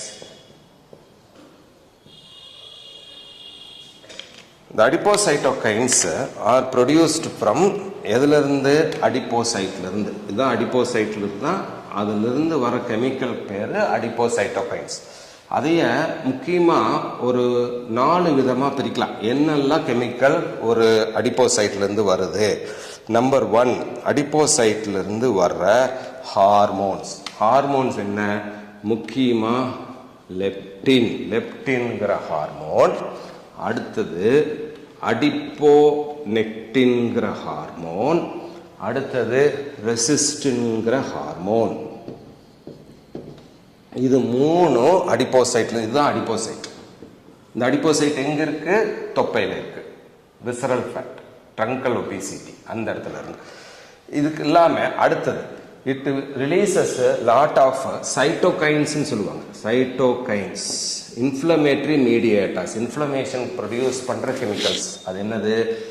IL-6, interleukin 6, TNF alpha, tumour necrosis factor alpha, இது ப்ரொடியூஸ் பண்ணுது. இதோட வேலை என்னங்கிறது அப்புறம் பார்க்கலாம். அடுத்தது அடிப்போசைட்ல இருந்து என்ன சொல்றதுன்னா energy, so fatty acid produce ஆகுது, கிளிசரால் ப்ரொடியூஸ் ஆகுது, சப்ஸ்ட்ரேட்ஸ் தே ஆர் ப்ரொடியூஸ்ட். அப்புறம் அடிப்போகைன்ஸ்ல இருந்து procoagulant, platelet activator, plasminogen activator inhibitor. இது ஒரு ப்ரோகோயாகுலண்ட், அதாவது உறையும் தன்மையை ஏற்படுத்தும் ஒரு வேதிப்பொருள். ப்ரோகோயாகுலண்ட் ரிலீஸ் ஆகுது. அப்புறம் காம்ப்ளிமெண்ட் டி அப்படிங்கிறது ரிலீஸ் ஆகுது. அப்புறம் ப்ராஸ்டாகிளாண்டின்ஸ் ரிலீஸ் ஆகுது. They are called mediators of inflammation. They mediate inflammation, and அதுதான் ரீசன் ஃபார் எண்டோத்தீலியல் டேமேஜ். தொப்பை அதிகம் இருக்கிற நண்பருக்கு எண்டோத்தீலியம் நம்ம உடம்புலேயே முக்கியமான உறுப்பு. நம்ம இருதயம், லங்ஸு, கிட்னி அப்படின்னு நினைச்சிட்டு இருக்கோம். உடம்புலேயே முக்கியமான உறுப்பு நம்ம எண்டோத்தீலியம் தான். எண்டோத்தீலியம்ங்கிறது எங்க இருக்கு? ரத்த நாளங்களில், பிளட் வெசல்ல உள்பகுதி இருக்கிற எபித்தீலியம் பேரு எண்டோத்தீலியம். இதுக்கு பேர் தான் எண்டோத்தீலியம். இந்த எண்டோத்தீலியம் தான் நம்ம உடம்புலேயே முக்கியமான ஆர்கன். ஒவ்வொரு ஆரோக்கியமா இருக்கிறாருன்னா இந்த எண்டோத்தீலியம் எவ்வளவு ஆரோக்கியமா இருக்குதோ அந்த அளவுக்கு ஒரு நபர் ஆரோக்கியமாக இருப்பார். அந்த எண்டோத்தீலியத்தை டேமேஜ் பண்ற கெப்பாசிட்டி இந்த அடிப்போசைட்ல இருந்து ரிலீஸ் ஆகிற சைட்டோகைன்ஸ்க்கு இருக்கு. அதனாலதான் அதிக அடிப்போசைட் இருக்கிற நபர் they are more prone for cardiac problem, cardiac coronary heart disease அவருக்கு அதிகம், மெட்டபாலிக் சிண்ட்ரோம் அதிகம், டைப் 2 டயபெட்டிஸ் அதிகம். ஸோ தொப்பை ஏன் நம்மளுக்கு இடைஞ்சல் கொடுக்குதுன்னா அது ரிலீஸ் பண்ணுற கெமிக்கல்ஸ்னால. அந்த கெமிக்கல்ஸ் ஒரு எண்டோக்ரைன் கிளாண்டிலிருந்து, ஒரு தைராய்டு கிளாண்டிலிருந்து, ஒரு பேன்க்ரியாட்டிக் கிளாண்டிலிருந்து எவ்வளவு சுரப்பி வெளியே வருமோ, எவ்வளவு ஹார்மோன்ஸ் வெளியே வருமோ அதே அளவு தொப்பையிலிருந்து வெளியே வருது. அங்கே வர்ற ஹார்மோன்ஸ் நிறைய நல்ல வேலைகள் செஞ்சாலும், லெப்டின், அடிப்போனெட்டின் போன்றவை நிறைய நல்ல வேலைகள் செய்யுது. வேற சைட்டோகைன்ஸ் நிறைய தீமைகள் செய்யுது. அதனால தான் நாம தொப்பை விஷயத்துல ரொம்ப ஜாக்கிரதையா இருக்கணும்.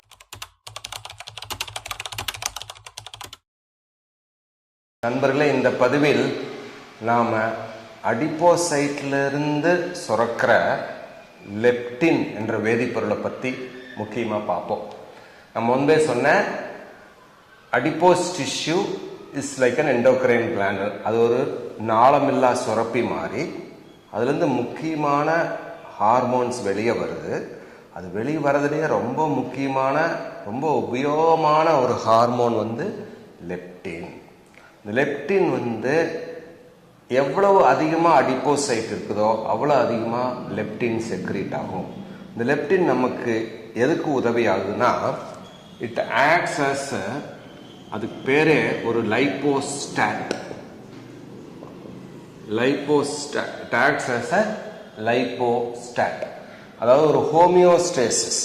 நம்ம எவ்வளவு சாப்பிடணும், சாப்பிட்டது வயிறு நம்பிருச்சா, இதுக்கு மேலே நம்ம சாப்பிட வேண்டாம் அப்படிங்கிற தகவல் எல்லாம் நம்ம வயிற்று பகுதியிலிருந்தும் அடிப்போஸ் டிஷ்யூலிருந்தும் மூளைக்கு போகும். மூளையில் இதை கண்ட்ரோல் பண்ணுற இடத்துக்கு பேர் ஹைப்போதலாமஸ். இந்த ஹைப்போதலாமஸில் ஆர்குவேட் நியூக்ளியஸ் அப்படிங்கிற ஒரு நியூக்ளியஸ் இருக்கு. இந்த நியூக்ளியஸுக்கு நரம்பு மண்டலம் மூலமா பெரிஃபரியிலிருந்து தகவல் அனுப்பப்படும். என்ன தகவல்?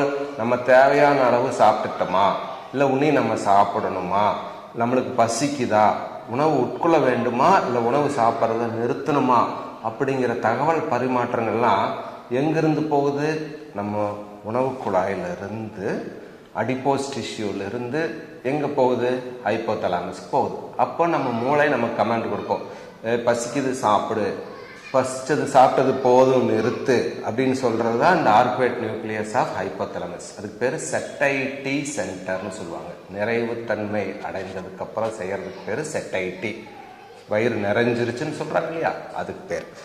ஸோ இந்த லெப்டின் என்ன பண்ணுதுன்னா, இந்த லெப்டின் இஸ் செக்ரீட்டட் ஃப்ரம் அடிப்போசைட்ஸ். இந்த லெப்டின் மெயினாக ஆர்குவேட் நியூக்ளியஸ்க்கு போய் இட் ஸ்டாப்ஸ் இன்டேக். ஸோ இது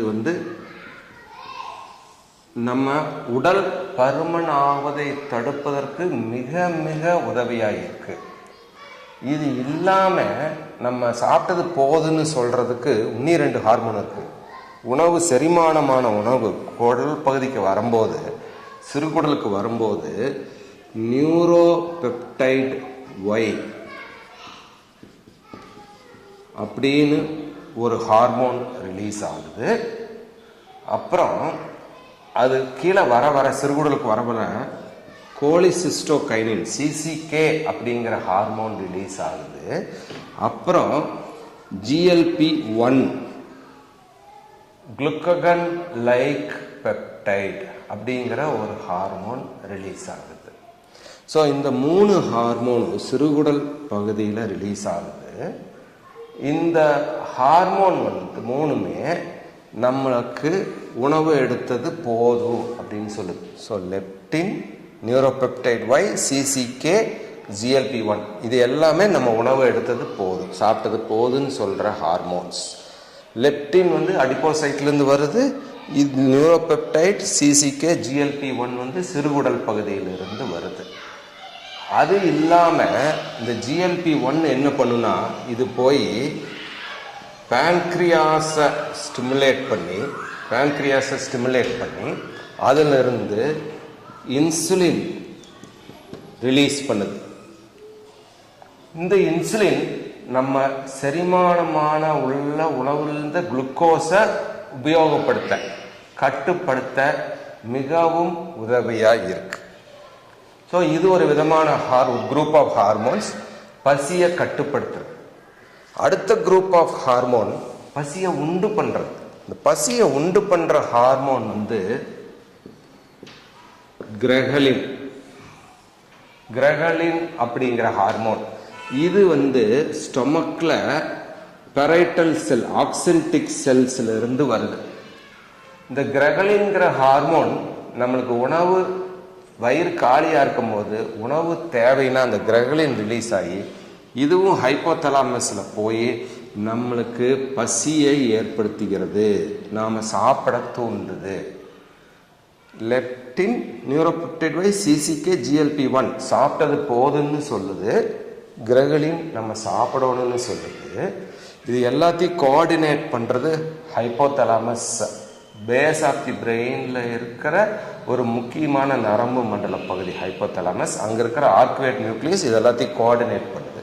அது இல்லாமல் இந்த GLP-1 என்ன பண்ணுது, இன்னொரு மடங்கு அது போய் endocrine islets of Langer endocrine part of பேங்க்ரியாஸில் ஆக்ட் ஆகி இன்சுலினை ரிலீஸ் பண்ணுது.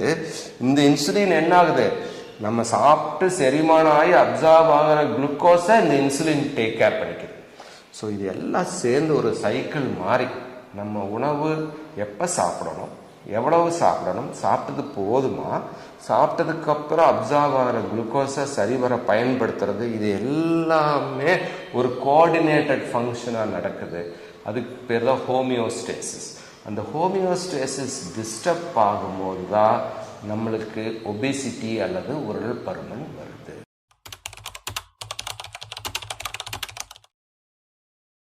நண்பர்களே, போன பதிவில் நாம் அடிப்போஸ் டிஷ்யூவோட ஃபிசியலாஜிக்கல் ஃபங்க்ஷன்ஸ் என்ன, அது நம்ம ஹோமியோஸ்டேசிஸ் மெயின்டைன் பண்ண அது எந்த அளவுக்கு உதவியாக இருக்குது அப்படிங்கிறத பார்த்தோம்.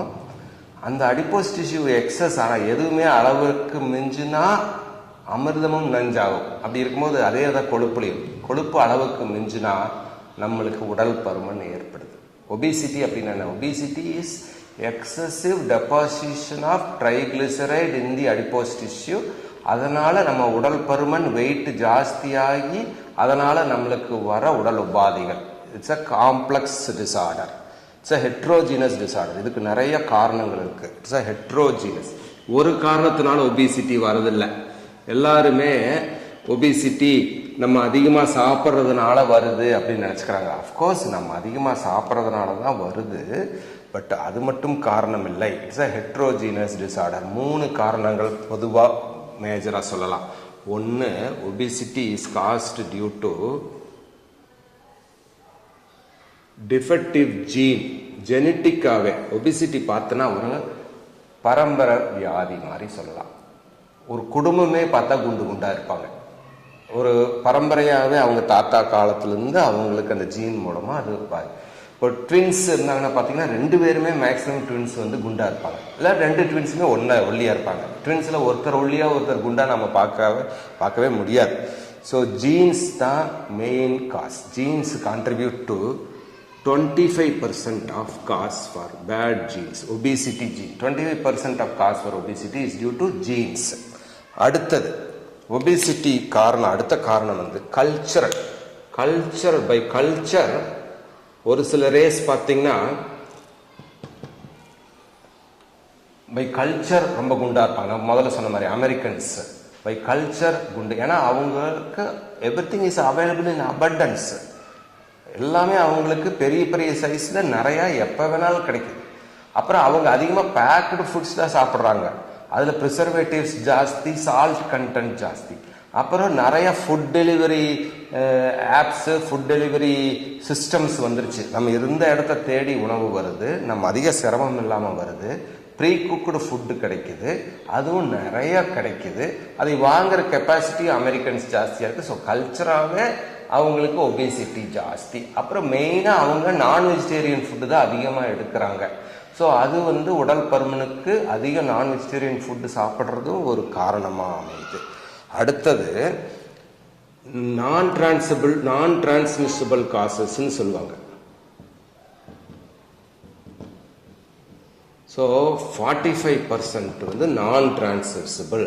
இண்டிவிஜுவல் அவனோட தனித்தன்மையினால, அவனோட பழக்க வழக்கத்தினால அது வருது. இண்டிவிஜுவல் காரணங்கள் எதனால? ஃபிசியலாஜிக்கல், அவரோட ஃபிசியலாஜிக்கல் இன்ஃப்ளூயன்சஸ். அவர் எப்போ சாப்பிடணும், எப்போ சாப்பிட்றத நிறுத்தணும் அப்படிங்கிறத நிர்ணயிக்கிறது ஃபிசியலாஜிக்கல் இன்ஃப்ளூயன்சஸ். ஏற்கனவே சொன்ன மாதிரி அவரோட கல்ச்சுரல் பேக்ரவுண்டு. ஒரு சிலர் வாரத்துக்கு 2 நாள் உபவாசம் இருப்பாங்க, ஒரு சிலர் ஒரு மாதம் முழுவதும் உபவாசம் இருப்பாங்க. ஸோ அவங்க கல்ச்சர்லேயே அந்த உணவு பழக்க வழக்கம் ஸ்ட்ரீம்லைன் பண்ணுது. ஒரு சிலர் மெயினாக வெஜிடேரியன் ஃபுட்டு சாப்பிடுவாங்க, ஒரு சிலர் மெயினாக நான் வெஜிடேரியன் ஃபுட்டு சாப்பிடுவாங்க, ஒரு சிலர் 2 வேளை மட்டும் சாப்பிடுவாங்க, ஒரு சிலர் 4 வேளை சாப்பிடுவாங்க. ஸோ பை கல்ச்சர் அவங்க வீட்டில் என்ன பழக்க வழக்கம் இருக்குமோ அது டிட்டர்மின்ஸ் இண்டிவிஜுவல். அதுக்கப்புறம் பிஹேவியரல் இன்சிடென்சஸ், அவங்களோட பிஹேவியர், அவங்க என்ன பழக்க வழக்கத்தை அவங்க ஏற்படுத்தி இருக்கிறாங்க, அவங்க எப்படி பழகி இருக்கிறாங்க அப்படிங்கிறத பொறுத்து அது அது இண்டிவிஜுவலிஸ்டிக், அவனுக்கு தனித்தன்மையானது. அது டிரான்ஸ்மிட் ஆகாது. ஸோ இது எல்லாத்தினால ஒபிசிட்டி வர்றதுக்கு வாய்ப்பு. அதனால தான் இதுக்கு பேர் ஹெட்ரோஜீனஸ் டிஸார்டர். ஸோ இதில் சிம்பிளாக ஒரு இதில் சொல்லணும்னா ஒரு பேலன்ஸ் போட்டுக்கலாம். ஒரு பேலன்ஸ். ஸோ இது ஒரு ஃபிசிக்கல் பேலன்ஸ்ன்னு இமேஜின் பண்ணிக்கோங்க. இது ஒரு ஃபிசிக்கல் பேலன்ஸ். இதில் நடுவில் முள் இருக்குது. ஸோ இந்த தட்டில் எனர்ஜி இன்டேக்கு, இந்த தட்டில் energy output. So energy input எப்படி இருக்குது? மேக்ஸிமம்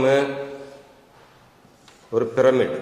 கார்போஹைட்ரேட் அதிகமாக, protein, fat. So fat, protein, carbohydrate. இதுதான் source, energy source. So when energy intake, body weight is equal to energy intake source minus energy expenditure. நம்ம உபயோகப்படுத்துகிற energy எக்ஸ்பெண்டிச்சரையும் ஒரு பிரமிடாக போட்டுக்கலாம். 3 விதமாக நம்ம energy expenditure பண்ணுறோம். ஒன்று அதிகமாக 70% basal metabolic rate. Next TF அப்படின்னா thermic energy for food intake, நாம் செரிமானம் பண்ணுவதற்கு உபயோகப்படுத்துகிற கலோரியோட அளவு. அடுத்தது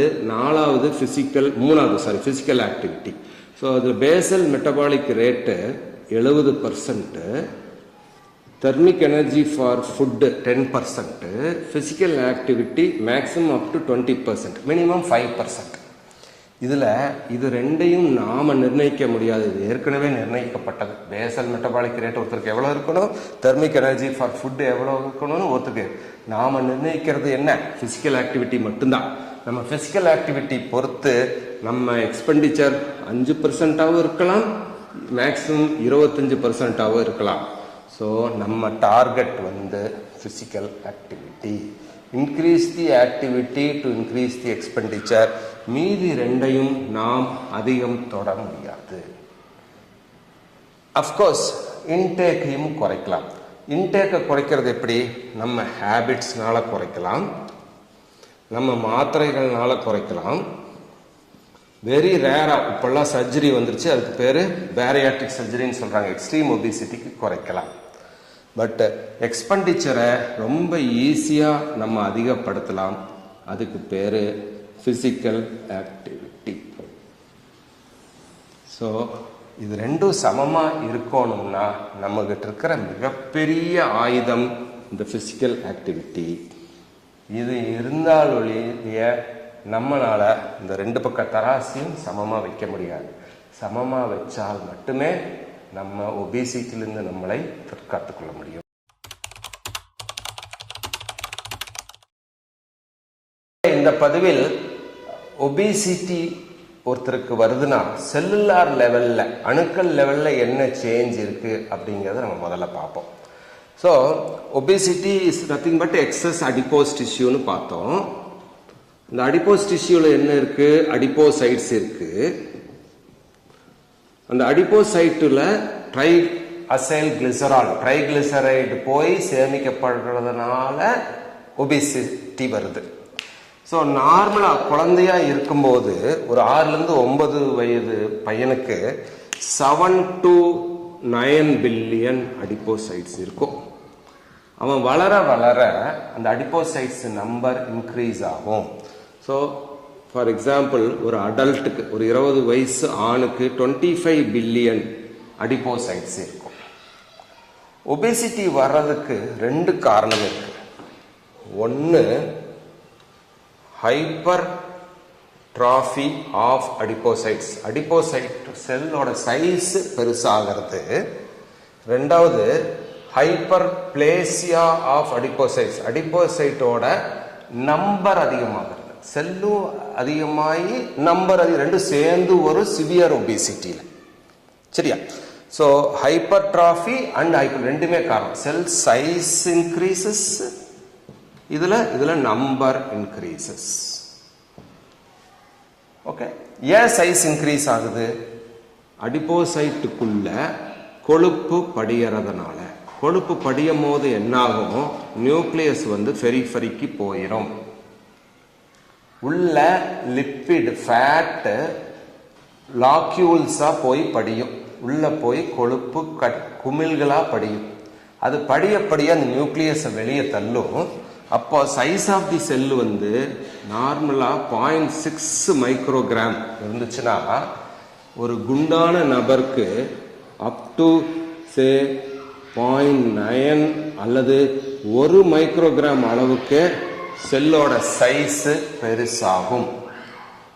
ஒபேசிட்டியை கேட்டகரைஸ் பண்ணலாம். Mild, moderate, severe. ஒரு மாடரேட் ஒபேசிட்டி வரைக்கும் இதுதான் நடக்கும். மாடரேட் ஒபேசிட்டி வரைக்கும் செல்லோட சைஸ் மட்டும் இன்க்ரீஸ் ஆகும், ஹைப்பர்ட்ராஃபி நடக்கும். அதுக்கு மேலேயும் அவர் உணவு சாப்பிட்டே இருக்கிறாரு, அவருக்கு பத்தல அப்படின்னா செல்லோட நம்பரும் இன்க்ரீஸ் ஆக ஆரம்பிக்கும், டிவைட் ஆகி இன்க்ரீஸ் ஆகும். அதுக்கு பேர் ஹைப்பர்பிளேசியா. சரி, இது ஒரு அடிப்போசைட்னு வச்சுக்குவோம். இங்கே கொழுப்பு படிய ஆரம்பிக்குது. ஃபஸ்ட்டு செல்லோட சைஸு இன்க்ரீஸ் ஆகுது. ஸோ அதில் அதிகப்படியான கொழுப்பு படியுது, நியூக்ளியஸு கீழே போயிடுச்சு. அதுக்கப்புறம் செல்லு டிவைட் ஆக ஆரம்பிக்குது, பெருகுது. கொழுப்பு படியதுக்கு இடம் பத்தல, அதனால இது பெருக ஆரம்பிக்குது. ஸோ அதுக்கு பேர் ஹைப்பர்பிளேசியா நடக்குது. சிவியர் ஒபிசிட்டி, மார்பிட் ஒபிசிட்டி, ஒருத்தரோட பிஎம்ஐ 40க்கு மேலே இருந்தால் இது நடக்கும், ஹைப்பர் செல் டிவிஷன். அப்புறம் அவர் வெயிட் லாஸ் ப்ரோக்ராமுக்கு அவர் போனாருன்னு வச்சுக்கோங்க. இந்த மார்பிட் ஒபிசிட்டியிலிருந்து இந்த நம்பர் குறையாது, பட் செல்லோட சைஸ் மட்டும் குறையும். செல்லோட சைஸ் மட்டும் குறையும். ஸோ ஒரு மார்பிட் ரொம்ப குண்டான நபர் வெயிட் லாஸ் ப்ரோக்ராமுக்கு போகிறாரு, ஏதோ ஒரு ஹெல்த் சென்டரில் சேர்ந்து ஜிம்முக்கு போய் உணவு கட்டுப்பாடு இருந்து இல்லை மாத்திரை சாப்பிட்டு வெயிட் குறைக்கிற ப்ரோக்ராமுக்கு ஆனார்னா அவருக்கு பெருகுன அடிப்போசைட் அப்படியே தான் இருக்கும், பட் அதோட சைஸ் மட்டும் குறையும்.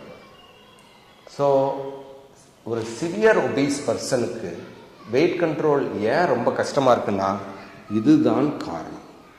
அவர் திரும்பி கொஞ்ச நாளில் பழையபடி உணவு உட்கொள்ள ஆரம்பித்தாருன்னா ஏற்கனவே பெருகின அடிப்போசைட் ஃபேட் செல் அப்படியே இருக்கிறனால திரும்பி அவர் பழைய ஃபிகருக்கே போயிடுறார், மடிவிகிறார்.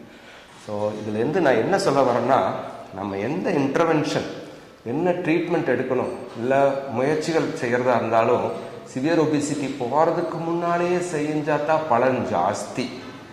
ஓவர் வெயிட் கேட்டகிரிலேயோ இல்லை கிரேட் 1 கிரேட் 2 ஒபிசிட்டி இருக்கும்போது நம்ம முயற்சிகள் எடுத்தோம்னா செல் டிவைட் ஆகிறதுல செல் சைஸ் மட்டும் பெருசாகுது. ஸோ ஸோ வெயிட் லாஸ் ப்ரோக்ராமுக்கு போகிறோம், எக்ஸசைஸ் பண்ணுறோம், டயட்டிங் இருக்கிறோன்னா திரும்பி அந்த செல்லு பழைய சைஸ்க்கு வந்துடும். whereas severe obesity, morbid obesity, more than 40 BMI வந்துருச்சுன்னா டிவைட் ஆன செல் அப்படியே தான் இருக்கும். Cell number one decrease, size மட்டும் குறையும். அந்த குறைஞ்ச சைஸ் திருப்பி பழைய சைஸ்க்கு வரக்க ரொம்ப நாள் ஆகாது. அதனால தான் மிகவும் குண்டான நபர் தனது உடல் பருமனை குறைக்க மிகவும் கஷ்டப்படுறாரு.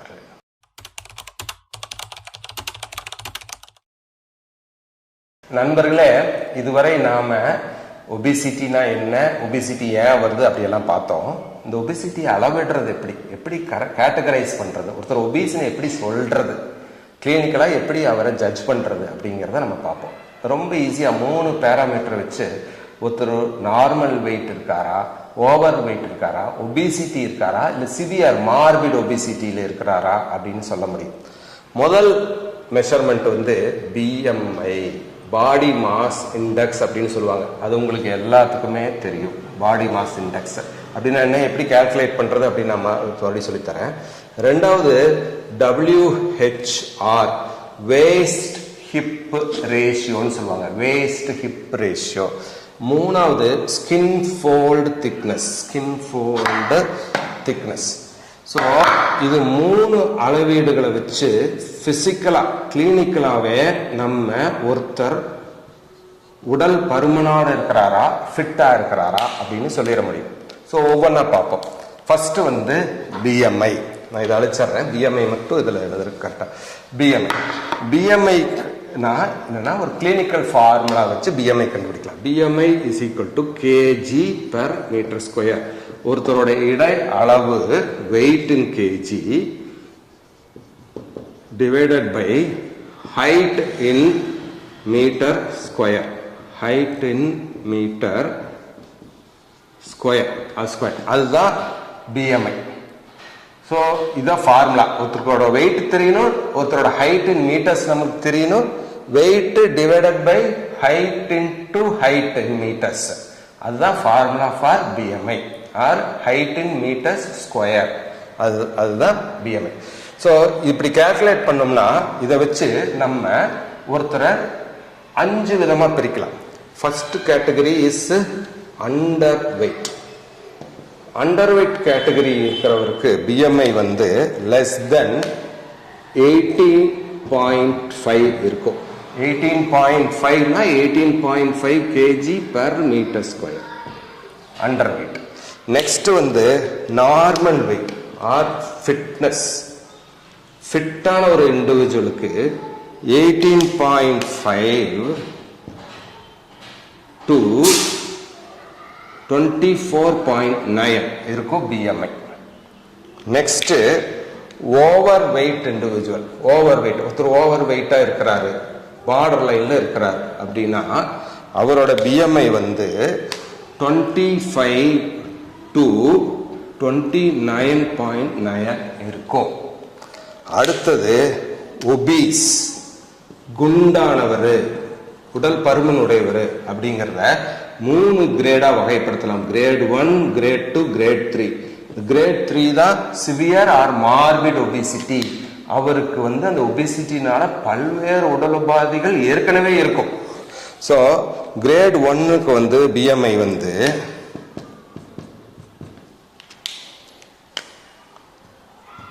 30 to 34.9. Grade 2 35 to 39.9. Grade 3 or morbid ஒபீஸ்னு எப்போ சொல்கிறோம், அவரோட BMI 40க்கு மேலே போனால் அவர் மார்பிட் ஒபீஸ். நான் போன பதிவிலே சொன்ன மாதிரி ஒருத்தரை இந்த கேட்டகரியில் மெயின்டைன் பண்ணுறது தான் நம்ம டார்கெட்டு. நம்ம ட்ரீட்மெண்ட் இந்த கேட்டகரியிலே ஆரம்பிச்சுட்டா அதோட ரிசல்ட் ரொம்ப நல்லா இருக்கும். இந்த கேட்டகரியில் ஆரம்பித்தா அவர் திரும்பி பழைய வெயிட்டுக்கு போகிறதுக்கான வாய்ப்பு ஜாஸ்தி. சரியா? நம்ம எப்பவுமே இந்த கேட்டகரிக்கு ஆசைப்படக்கூடாது. பட் பெண்கள் இப்போ இந்த கேட்டகரி தான் ஆசைப்படுறாங்க. இந்த பியூட்டி பிஜன்ஸ், ஃபேஷன் மாடல்ஸ், அழகு போட்டிகளை கலந்துக்கிறவங்க எல்லாரும் ரொம்ப ஒல்லியா இருக்கிறாங்கிற பேர்ல சாப்பிடாமையே இருந்து அவங்களோட பிஎம்ஐ 18.5 கீழே ரொம்ப ஒல்லியாக இருக்கிறாங்க. அது ரொம்ப ரொம்ப தவறு. அது அவங்க உடலுக்கு மிகப்பெரிய கேடு வரும். எஸ்பெஷலி அத்லெட்ஸ், ரன்னர்ஸ்க்கு, ப்ரொஃபஷனல் அத்லெட்ஸ்க்கு பிஎம்ஐ அவங்க ஓடி ஓடி உணவும் சரியாக கரெக்டாக சரிவிதமாக சாப்பிடலைன்னா 18.5 கீழே போனால் அவங்களுக்கு அமனோரியா போன்ற ப்ராப்ளம், மென்சுரல் ப்ராப்ளம்ஸ், அதுக்கு பேர் அத்லட்டிக் அமனோரியா. பிஎம்ஐ அவங்களுக்கு 17க்கு கீழே போச்சுன்னா அத்லட்டிக் அமனோரியா, இன்ஃபெர்டிலிட்டி, குழந்தை பெற்றுக்கிற தன்மை எல்லாமே குறைவாக இருக்குதுன்னு சயின்ஸ் சொல்லுது. ஸோ நாம் எஸ்பெஷலி பெண்கள் தயவு செய்து ரொம்ப ஒல்லியாக இருக்கணும்னு ஆசைப்படாதீங்க, அளவாக இருக்கணும்னு ஆசைப்படுங்க. நான் முன்பே சொன்ன மாதிரி அளவான ஃபேட் ஒருத்தருக்கு மிக மிக அவசியம். அவங்களோட ஆரோக்கியத்துக்கு, குழந்தை பெற்றுக்கொள்வதற்கு, குழந்தைக்கு அப்புறம் பால் கொடுப்பதற்கு எல்லாத்துக்குமே அளவான ஃபேட் தேவை. ஃபேட்டோட தேவை மிக மிக அவசியம். ஸோ ரொம்ப ஒல்லியாக இருக்கணும்னு ஆசைப்படக்கூடாது. பார்பி மாடல் மாதிரி இருக்கணும்னு நம்ம நினைக்கக்கூடாது. பார்பி மாடல் தவறு. அளவா இருக்க வேண்டும். எதுவுமே அளவோடு இருந்தால் நல்லது. So maintain BMI between 18.5 to 24.5.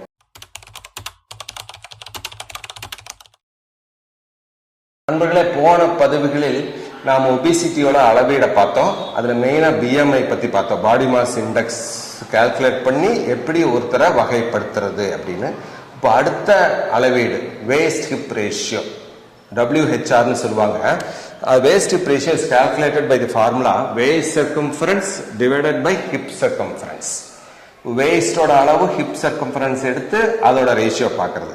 இப்போ waist circumference எப்படி எடுக்கிறதுன்னு நானே காமிக்கிறேன். waist circumferenceனா நம்ம உடம்போட வயிற்று பகுதியோட தின்னஸ்ட் பார்ட், இருக்கிறதுலே கம்மியான பார்ட், யூஸ்வலா 1 inch above the umbilicus இருக்கும்.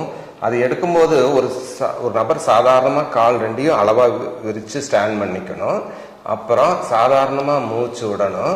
மெஷர் பண்ணும்போது வயிற்றை உள்வாங்கக்கூடாது. அவர் சாதாரணமாக மூச்சு விட்டும் போது எக்ஸேல் பண்ணதுக்கப்புறம் மெஷர் பண்ணணும்.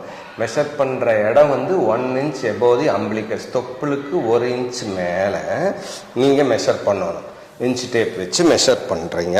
இதுக்கு பேர் தான் வேஸ்ட் சர்க்கம்ஃபரன்ஸ். இந்த வேஸ்ட் சர்க்கம்ஃபரன்ஸ் ஆண்களுக்கும் பெண்களுக்கும் வேறுபடும். ஆண்களில் இந்த வேஸ்ட் சர்க்கம்ஃபரன்ஸ் மோர் தென் 90 சென்டிமீட்டர் இல்லாமல் பார்த்துக்கணும் ஃபார் மேல். ஃபார் ஃபீமேல் இந்த வேஸ்ட் சர்க்கம்ஃபரன்ஸ் மோர் தென் 82 சென்டிமீட்டர்ஸ் இல்லாமல் பார்த்துக்கணும்.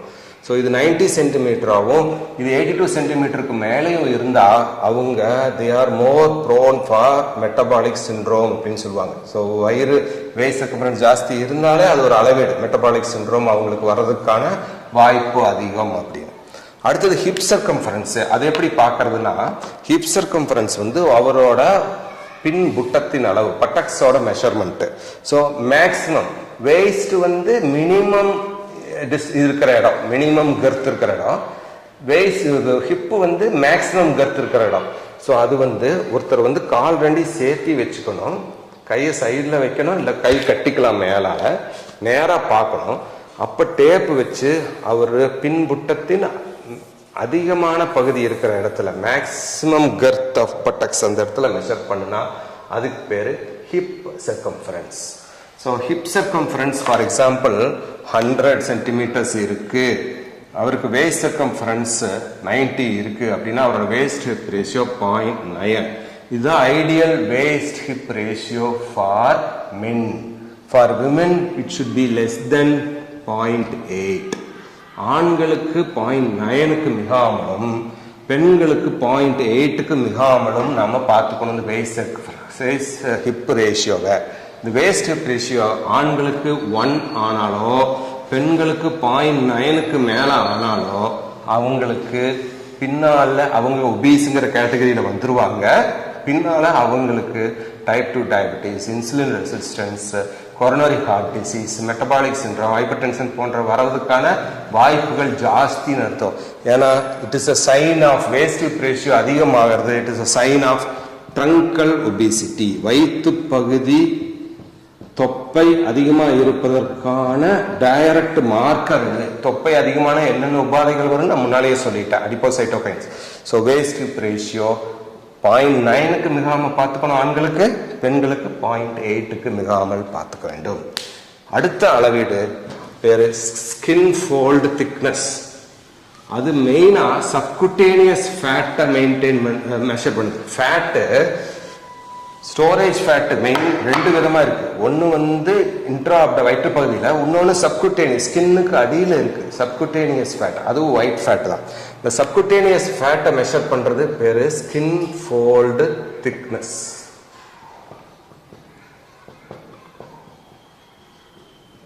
இது ஒரு கேலிப்பர் வச்சு மெஷர் பண்ணுவாங்க. இந்த தோலை இப்படி பிஞ்ச் பண்ணி ஒரு கேலிப்பர் வச்சு இதோட திக்னஸ் எவ்வளோ இருக்குன்னு பார்ப்பாங்க. இது மெயினா triceps, suprailiac and thigh region. ஃபீமேல்ல skin fold thickness is measured in triceps skin fold பார்ப்பாங்க. சூப்ரா இலியாக் ரீஜியன், இடுப்பு மடிப்புன்னு சொல்றாங்க இல்லையா, இடுப்பு மடிப்பு அதிகம் இருக்கக்கூடாது, சூப்ரா இலியாக் ரீஜியன். அப்புறம் தொடைப்பகுதி. இது 3 பெண்களுக்கு பார்ப்பாங்க. ஆண்களுக்கு செஸ்ட், அப்டமன், தை, இந்த 3லயுமே ஸ்கின் ஃபோல்ட் திக்னஸ் பார்ப்பாங்க. ஸ்கின் ஃபோல்ட் திக்னஸ் பார்த்தா நம்மளோட சப்குட்டேனியஸ் ஃபேட் எவ்வளோ இருக்குன்னு தெரியும். ஒபேசிட்டியில் சப்குட்டேனியஸ் ஃபேட்டும் அதிகமாகும். ஸோ இந்த ஃபேட்டு அதிகமாகறனால 2 விதமாக டிஸ்ட்ரிபியூட் ஆகும். மேல் பேட்டர்னுக்கு பேரு ஆப்பிள் பேட்டர்ன் சொல்லுவாங்க. ஃபீமேல் பேட்டர்னுக்கு பேரு பியர் பேட்டர்ன் சொல்லுவாங்க. அதாவது ஆண்களுக்கு மேல் பகுதியிலையும் வயிற்று பகுதியிலையும் அதிகப்படியான ஃபேட் அக்யூமுலேட் ஆகுது, பார்க்கறதுக்கு ஒரு ஆப்பிள் மாதிரி இருக்கும். பெண்களுக்கு இடுப்பு மற்றும் தொடைப்பகுதி பட்டக்ஸ்ல ஃபேட் அதிகமாக ஸ்டோர் ஆகும். அதனால அது பேர் பியர் ஷேப்டு. ஒரு பழம், ஆப்பிள் பழம் மாதிரி பியர் பழம் மாதிரி ஷேப் வரும். ஸோ இது ஆண்களுக்கான அறிகுறி, பெண்களுக்கான. ஸோ இதுதான் different type of or pattern of fat distribution in male and female. இதை அளவீடு பண்றது தான் BMI, WHR, skin fold thickness. So இதை வச்சு பிசிக்கலா ஒருத்தர் ஒபீஸா இருக்கிறாரா, நார்மல் வெயிட்டா இருக்காரா, ஓவர் வெயிட்டா இருக்காரா, சிவியர் ஒபீஸா இருக்கிறாரான்னு தெரியும். ஸோ ஒபிசிட்டி நார்மல் வெயிட் இப்படின்னா, ஒபிசிட்டி இப்படின்னா, மார்பிட் ஒபீஸ் இப்படி. இந்த இடத்துக்கு நம்ம போக விடவே கூடாது. இந்த இடத்துல மெயின்டைன் பண்ணணும், இந்த இடத்துல இன்டர்வீன் பண்ணி நார்மல் வெயிட்டுக்கு கொண்டு வந்துடணும். நன்றி.